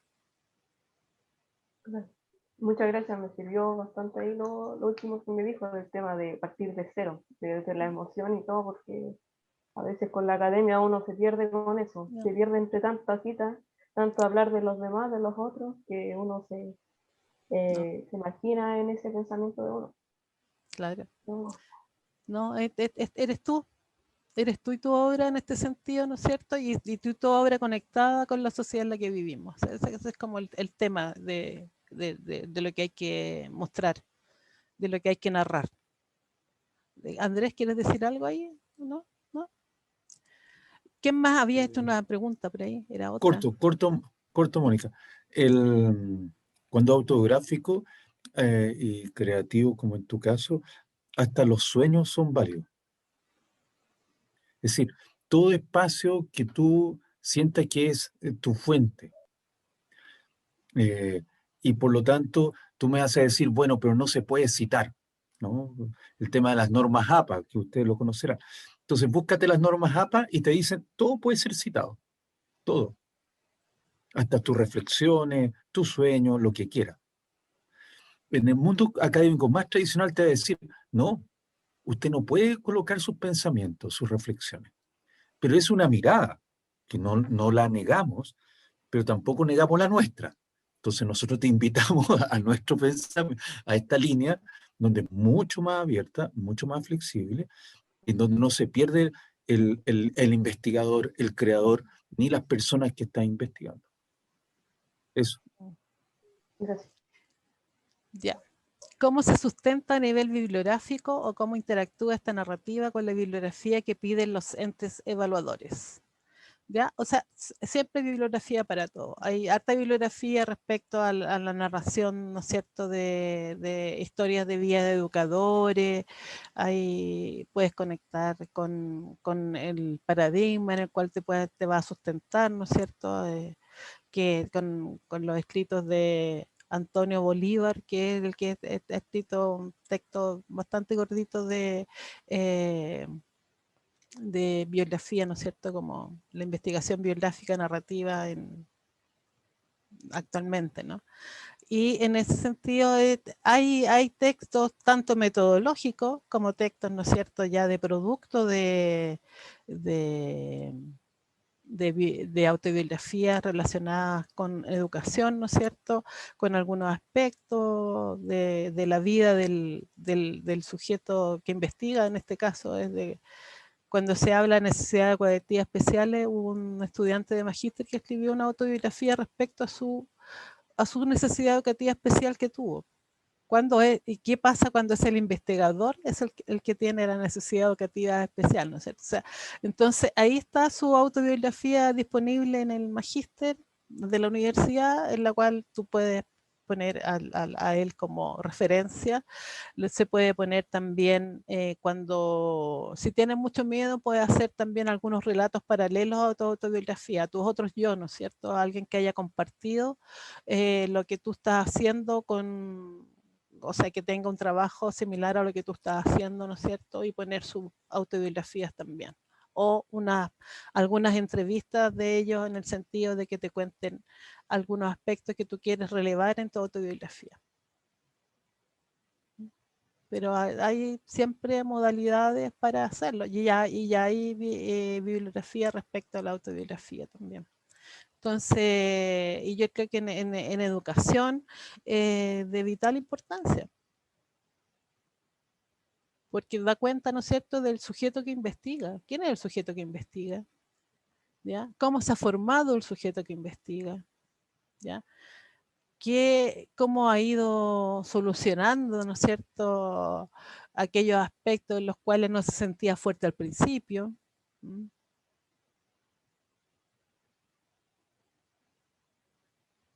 Ya, se va Robinson. Matías, ya. Entonces eso es ya, Robinson, que te vaya bien. Entonces tenemos, ¿no es cierto?, ahí como varias posibilidades en el ámbito de la investigación biográfica y autobiográfica, ¿ya? O sea, lo importante es atreverse, sentirnos que somos personas, que somos seres humanos, ¿no es cierto?, que estamos en el lenguaje y por lo tanto estamos en la narración también. Y partir desde ahí. Y que todas nuestras vivencias son válidas porque reflejan una época y un sistema social en el cual nos vimos crecer. Así que no sé si eso. estaría como, si no hay Yo más creo que preguntas. responde la pregunta de Matías, porque en el fondo a eso apuntaba. No sé si Matías quiere agregar algo más. Hola, sí, por lo que me queda, o la idea que me queda es como una invitación a que, como dentro también de la bibliografía, como que el marco teórico sea nuestras propias experiencias en forma narrada. Como que eso es lo que me dio a entender. Como que si bien muchas veces las experiencias anteriores relacionadas con la investigación, el marco teórico siempre gira en torno como a documentos ya hechos. Cuando no están hechos también cabe un espacio para decir de que no hay información al respecto o de que simplemente estas son inquietudes que nacen desde la experiencia de uno. Entonces, Claro. mal no recuerdo, o si mal no entendí, como que la invitación igual va por ahí, ¿o no? Como de A que ver, Matías, lo que pasa es que dentro de tu autobiografía van a estar tus lecturas. Ya, tú eres reflejo de las lecturas que has tenido también. Entonces, en ese sentido, tu marco teórico es lo que tú leíste. Es lo que tú aprendiste, ¿no es cierto? Y aprendiste en texto, aprendiste en clase, pueden ser tus apuntes de clase, ¿no es cierto? Eso es parte de tu marco teórico, todo es parte de tu marco teórico, pero es tu lectura, ya la lectura que tú estás sacando a flote, ¿no es cierto? Desde tu autobiografía en la forma en la que la internalizaste y la estás llevando a la práctica, ¿ya? O sea, yo si soy lo que soy es porque leí a Freire, es porque leí a Maturana, es porque leí, no sé, ¿ya?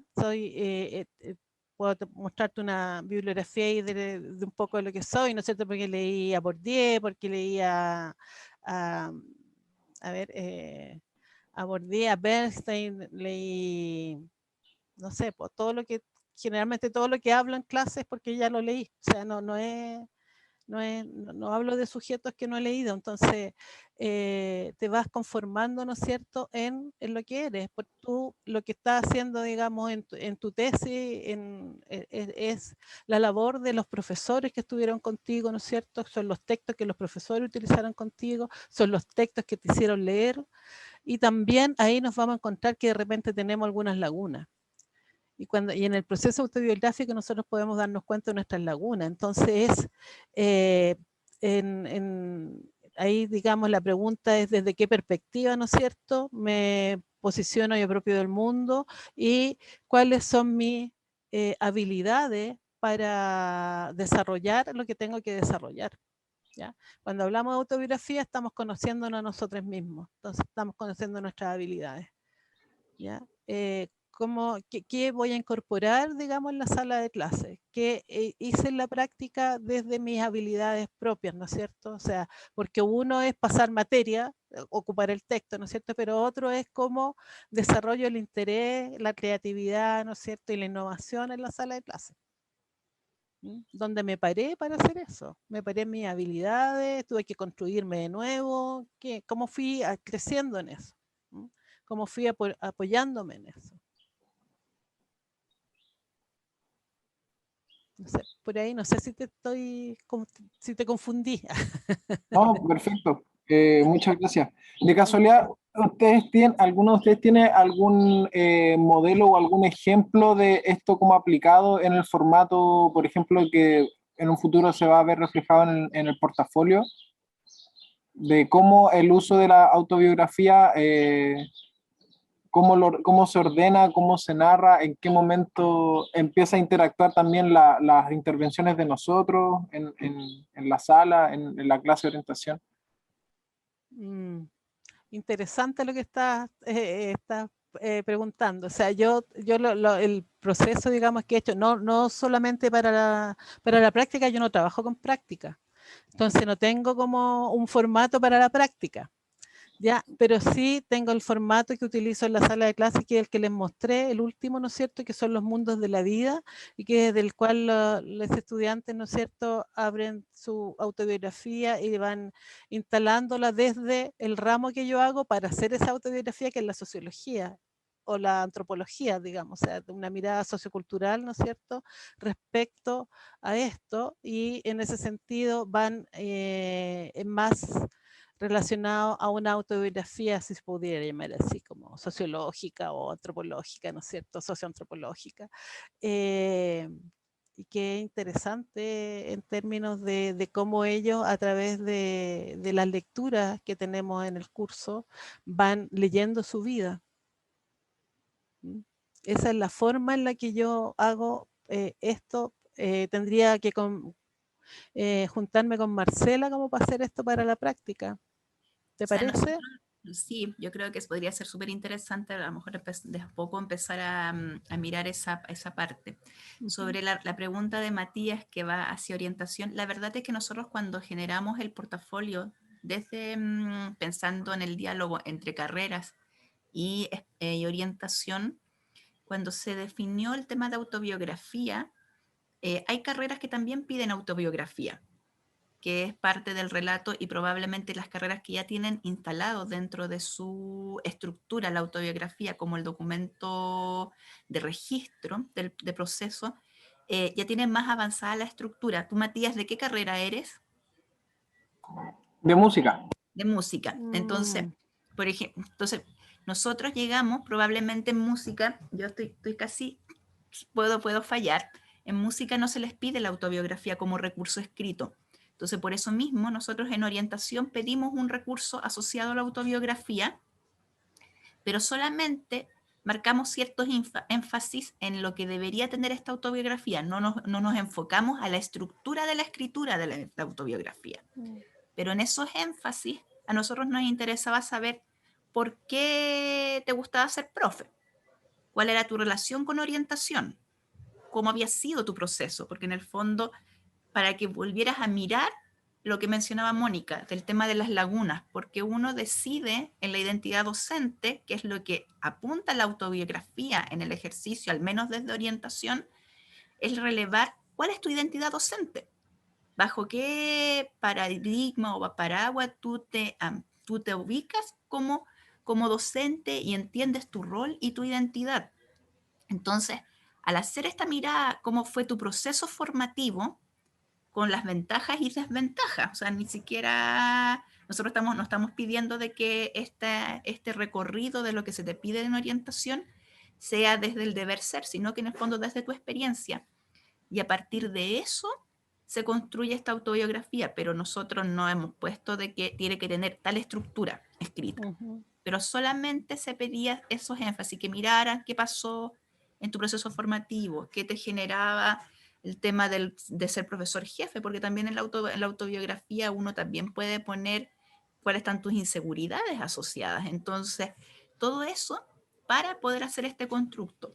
Pero claro, puede pasar que si en tu carrera no se ha trabajado como en instrumento autobiográfico, claro que a lo mejor puedes sentir que estás más perdido en hacer el escrito, pero es volver a mirar qué te pasa a ti con tu mirada de la docencia. Si es eso, más que nada, y la estructura, la verdad que el portafolio, lo único que nosotros hemos indicado como estructura de portafolio es que vaya en el Google Sites carpetas asociadas a cada parte, que son de especialidad y de orientación. Entonces, ahí el instrumento de evaluación es el que hay que mirar nomás para poder hacer la construcción desde la forma. Entonces, eso es lo que te puedo decir.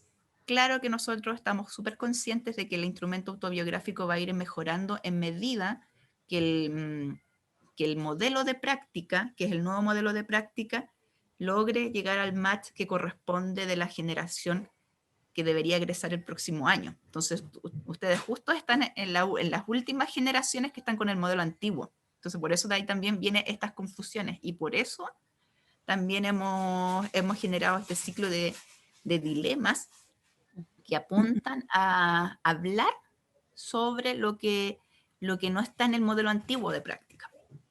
Espero no haberte confundido. No, igual yo creo que hay otra herramienta que se puede utilizar, ¿no es cierto? Que son las bitácoras reflexivas en términos de lo que nos va sucediendo y también eso nos sirve para construirnos y deconstruirnos al mismo tiempo. Entonces, es interesante que podamos utilizar, digamos, todas las posibilidades que nos brinda el medio y las autobiografías son eso, como la narres es tu si es que no hay algo específico, es tu forma de narrar.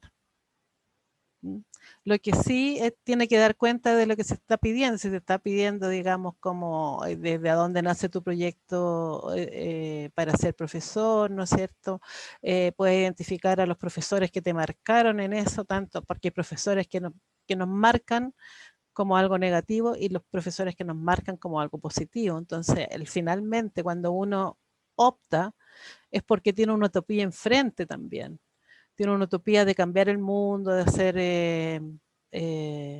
de cambiar como en la educación, ¿no es cierto? De generar a niños más felices en el ámbito de la educación, etcétera. O sea, hay ciertas cosas que se van relacionando y eso es lo que es lo bonito, ¿no es cierto? Que es lo cual desde nuestra propia experiencia de vida podemos desarrollar una utopía en el ámbito de la educación hoy en día. Y eso, y que sea la utopía inicial que tuvimos, ¿no es cierto?, que se convierte en un presente. ¿Ya? Pasamos a la investigación-acción. Muchas gracias. Le quedamos casi con 0 minutos para la investigación-acción. No.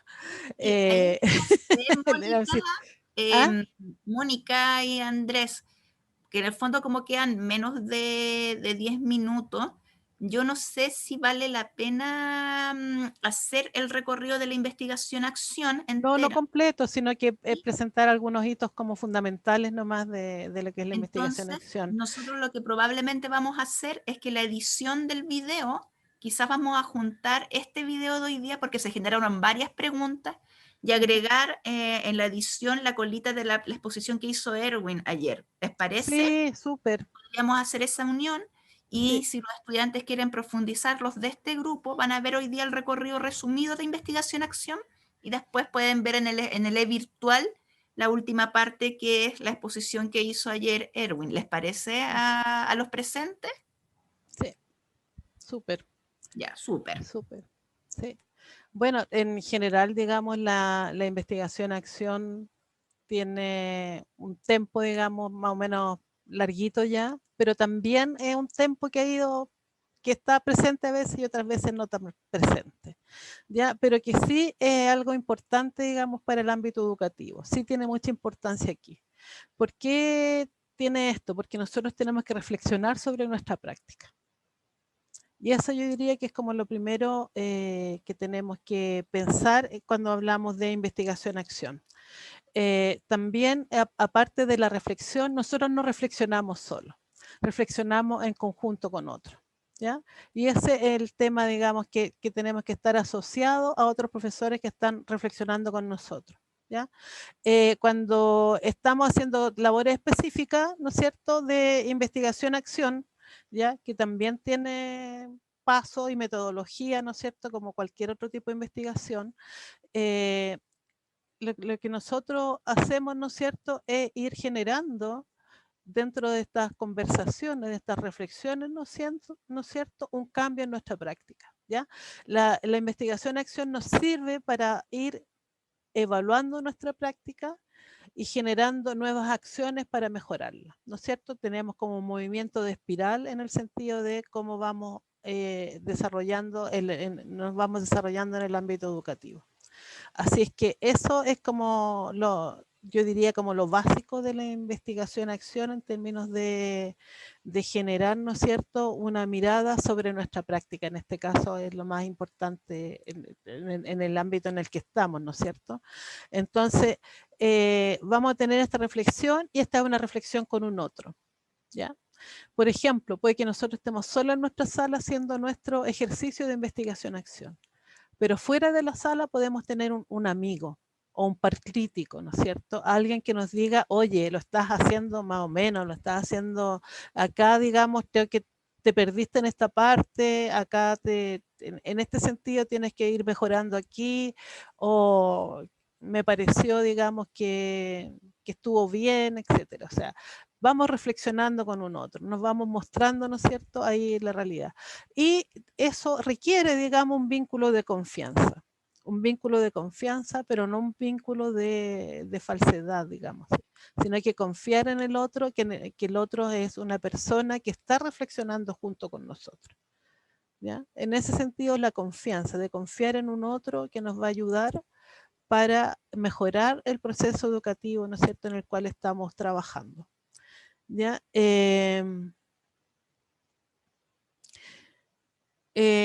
También, ¿no es cierto?, este sujeto que investiga en el ámbito de la investigación-acción, investiga más allá de la comprensión del mundo en que vivimos, ¿no es cierto? O sea, va hacia un proceso transformativo de la realidad. Y eso es lo fundamental también. Ese es el otro concepto que es fundamental, ¿no es cierto?, de la investigación-acción.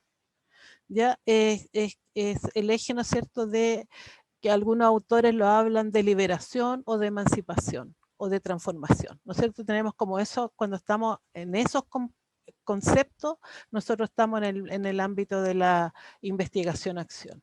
Y eso tiene diferentes aspectos con los cuales se apoya, ¿no es cierto? Se apoya con acciones educativas, se apoya con acciones de cambio, y en este sentido el investigador es uno más dentro del proceso del cambio.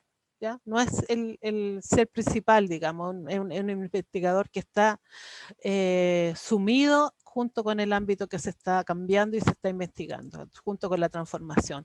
El investigador se va transformando también. ¿Mm? Y en ese sentido se liga con el ámbito de la autobiografía. ¿Ya? Andrés, creo que quieres decir algo. Estaba diciéndole chavo aquí, le estaba diciendo chavo a Guido. Ah, pero aprovecho. Hay que entender que hay otras expresiones equivalentes a la investigación-acción, tales como investigación en el aula, el maestro investigador, investigación colaborativa e investigación participativa. Van a encontrar esas expresiones como equivalentes a investigación-acción. Son como líneas o orientaciones diferentes, pero que se acercan o surgen de la investigación-acción. Lo que pretende la investigación-acción, su origen es que pretende, como bien dice Mónica, transformar, cambiar. Pero cambiar la comunidad, pero también cambiar uno. Uno está inserto en la comunidad, como dice Mónica. Uno no es iluminado, uno no tiene la verdad.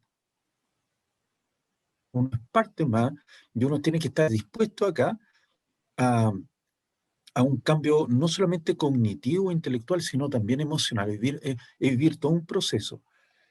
A nuestro parecer, este diseño es el más exigente. El más exigente porque implica confrontar la realidad que vive, pero también tú confrontarte a ti misma o a ti mismo. Y por lo tanto no eres un sujeto neutro, como en el mundo positivista, ni tampoco comprensivo e interpretativo, como en el mundo paradigma interpretativo cualitativo, sino aquí tú tienes que mojarte, estar con los otros y estar contigo mismo. El objetivo de la investigación-acción es la transformación, la liberación, como bien dijo Mónica, pero también es construcción de comunidades críticas. Es decir, esto no es el Quijote luchando con sino eres tú creando una realidad, transformando la realidad, perdón, pero también creando a otros, con otros y otras que te acompañan en este proceso. Es por eso que toma mucha importancia acá el par crítico. Porque el par crítico... Mónica, perdón. Sí, una acotación ahí, antes que se me olvide, es que una de las bases que tiene la investigación-acción es que todos tenemos conocimiento, todos sabemos, ¿ya? Y eso es lo importante en el sentido de que por eso todos estamos inmersos en la posibilidad de cambiar la realidad y de liberarnos y de emanciparnos. Porque todos sabemos algo, todos tenemos algo del conocimiento que podemos compartir con un otro. Sigue nomás. Okay. Nos quedan 3 minutos. O dejamos esto por si surge alguna pregunta. Algo sí, yo creo que sí. Aquí José yo tengo una pregunta. Dale, José Miguel. Sí, José es que A ver, yo entiendo entonces que la investigación-acción se va a construir, es decir, en educación sería parte de un proceso o del diseño o sí, de un diseño de un proyecto de acción pedagógica que tiene ese espíritu de la investigación-acción. Es consustancial,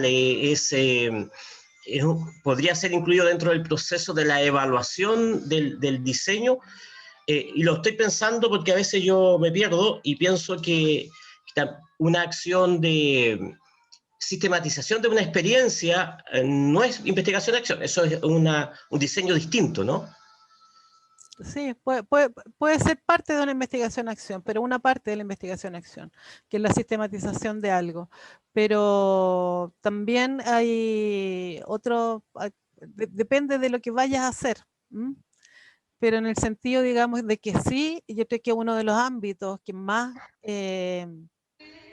difícil de aplicar para los profesores, algo de investigación-acción, es en el ámbito de la evaluación específicamente, de cómo nosotros, ¿no es cierto?, generamos una evaluación democratizadora y democrática, ¿no es cierto?, en el aula. ¿Ya? ¿Cómo puedes? Porque en el fondo la investigación-acción son preguntas acerca del poder, de cómo democratizamos, ¿no es cierto?, la educación, de cómo democratizamos, ¿no es cierto?, el acceso a los conocimientos, etcétera. Entonces, es interesante en términos de que la parte que es más fija y más difícil de democratizar para los profesores es la evaluación. Sí, lo preguntaba en otra perspectiva, no la evaluación como un elemento posible de investigar, sino estaba pensando en la evaluación como los momentos de nuestra práctica docente. Estoy pensando, yo formo parte de un equipo de profesores jefes, ya que estamos en orientación, y desarrollamos una acción de sensibilización sobre, no sé qué, autocuidado en este momento de pandemia. Y hay hitos, yo hago un proyecto y ese proyecto instalo ahí los hitos de evaluación que me pueden resultar como experiencia de aprendizaje. O sea, pienso en la evaluación como investigación. En ese sentido lo decía. Una investigación evaluativa sería eso. Ya. Y eso es otro diseño, o está dentro de este ámbito. Otro diseño. Sí. Sería diferente, José Miguel, si tú en ese diseño participa la gente. No solamente tú haciéndolo en tu oficina, sino... Lo pensé todo el rato en un equipo de profesores. Pero que estén, no solamente los profesores, toda sino la comunidad tendría que estar involucrada. Tendría que estar involucrada con los padres, con los estudiantes, ¿no es cierto?, y ustedes en ese diseño.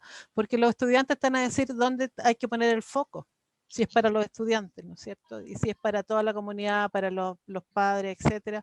Ahí los padres también están a decir, mire, lo que pasa es que yo vi al papá de tal que estaba sin el pañuelo en la cara, sin la mascarilla, o hay gente que no cree en esto, van a decir lo que está pasando en la realidad. Entonces el diagnóstico, si tú lo haces participativo en el ámbito y después de ahí surgen, ¿no es cierto?, líneas de acción para desarrollar participativamente, va a ser un proyecto que va a tener mucha más llegada a la comunidad que uno que sea solo de profesores. No sé si me... Y después que hiciste esa acción que dice Mónica, tú lo observas, lo registras. Y después de esa observación, ese registro, lo reflexionas. Y de esa reflexión viene de nuevo otra planificación. Entonces al final resulta ser una espiral. Y además que si la gente se siente involucrada en algo que están construyendo juntos, hay más posibilidades de que sea el éxito de tu proyecto. No sé si me... Te cambiamos el diseño, José Miguel. No, es que es una confusión que yo tengo, entonces me ayuda mucho a aclararme. Y además esto me traslada un poquito a los años 80, pienso en unos libros de religión que aparecieron por allá, que era el Ven y Verás, cuyo método era acción-reflexión, muy en la línea de Pablo Freire, y me imagino que esto es investigación. Sí, exactamente. Ahora, entienden que todo esto es participación y democratización. En la medida que uno se encierra en su oficina o con los colegas y uno lleva la intervención, eso no es investigación, acción, es otro diseño. Eso. Ujú. Es Tamara, un ¿tienes alguna proyecto nomás. pregunta? Aprovecho de saludarte. No, no hay pregunta, vale. Un saludo. Muchas gracias a Andrés y Mónica. La verdad es que creo que los estudiantes se pueden ir más tranquilos mirando el tema de la investigación, pensando en sus procesos internos de cada portafolio y también en su proceso de tesis. Y también hace ver que la investigación no es algo tan lejano de hacer, porque también está esa falsa creencia que se ha instalado desde la metodología de la investigación, que es súper difícil hacer investigación. Entonces, y no es tan difícil. O sea, hay pasos, obvio, que va a depender muchas veces de las comisiones, de un montón de factores que a veces son más, que dominan ciertas lógicas, pero todos estamos invitados a investigar. Entonces, solamente tienen que tomarlo y decir, sí, podemos. Así que ojalá que surjan muchos escritos y que los futuros investigadores en educación sí salgan de la UNCE, pues, que digamos, fue aquí donde me di cuenta que podía entrar en un nuevo espacio, que es la investigación. Así que no sé si quieren decir algo más ustedes, chiquillos. Mónica, Sí, últimas yo palabras. quería decir que todo esto tienen que hacerlo desde el amor nomás, por eso les mando siempre corazones. Así que, corazones, el amor es la base, el amor a la humanidad, ¿no es cierto? A los procesos creativos, a la innovación, el amor al otro, ¿no es cierto? Porque tenemos que tener amor por nuestros estudiantes, tenemos que tener amor, ¿no es cierto? Por nosotros, por eso la autobiografía también es como nos amamos, como acogemos a ese niño que pudo haberlo pasado mal, ¿no es cierto? Que fuimos nosotros mismos, y cómo acogemos, ¿no es cierto?, a los estudiantes de hoy en día que seguramente tampoco lo están pasando muy bien. Así que por eso, puro amor para que puedan incorporarlo en su mirada a los procesos educativos de sus estudiantes y los propios de ustedes. Así que eso nomás. Gracias, Mónica. Yo me sumo a las palabras de Mónica y obviamente los tiempos que nos tocan son más complejos por el COVID y situaciones políticas, sociales, pero es posible investigar y no necesariamente desde la rigidez académica o la estructura académica, y pensando siempre en mejorar nuestras prácticas y nuestras reflexiones. Y como bien dice Mónica, es para cambiarnos y cambiar al otro, basado en el amor, basado en la comprensión, en la acogida. En la comprensión, en la empatía, en los elementos. Por algo elegimos ser profesoras y profesores. No es cualquier profesión. Entonces, ¿y eso para qué le va a colocar el discurso? Si ustedes saben que esta profesión es muy bella y tiene sus desafíos y complejidad. Y la investigación es una herramienta más que nos ayuda en este proceso. Eso, pero véanlo con la posibilidad de usarlo en su vida profesional. Eso, Marcela, y gracias por la invitación una vez más a ti, Marcela, y a todo el equipo.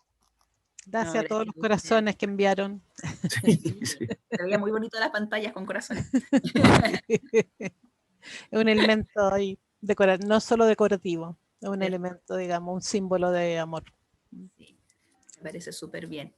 Ya, pues, entonces no tengo nada más que agregar a esta última sesión, y para los que vengan el segundo semestre también van a tener su ciclo de inducción a la práctica y luego también su ciclo de dilemas pedagógicos. Y si están interesados en participar después del próximo semestre, igual, pues ya van a estar ustedes en proceso de tesis probablemente. Lógicamente se pueden conectar, o sea, no es que se piense que ustedes terminaron este semestre, si hay alguna temática del dilema pedagógico que les interesa, lo pueden tomar el segundo semestre, porque la verdad es que rotamos, hemos ido probando varias estrategias dentro de esto, y entre más participan siempre se van más fortalecidos a su proceso, ya que está a un paso, que es el ser profesional de la educación. Así que Marce, ¿sabes que ayer nos llevamos una sorpresa? Había un estudiante de primer año, o segundo año, bueno. su primera práctica, lo encontré espectacular. Sí, qué bueno. Sí, yo espero que en algún momento pueda hacer los dilemas que de verdad participen todos los niveles de práctica, que eso ha sido como lo que esperamos que pase, pero todavía falta. Así que, pero me alegro que haya estado un estudiante de primer año, eso es súper bueno. Ya pues, chiquillos, sin más que decir, hasta una Corazón próxima final. si es que se presenta. Cuídense. Gracias, Tanija. Chao.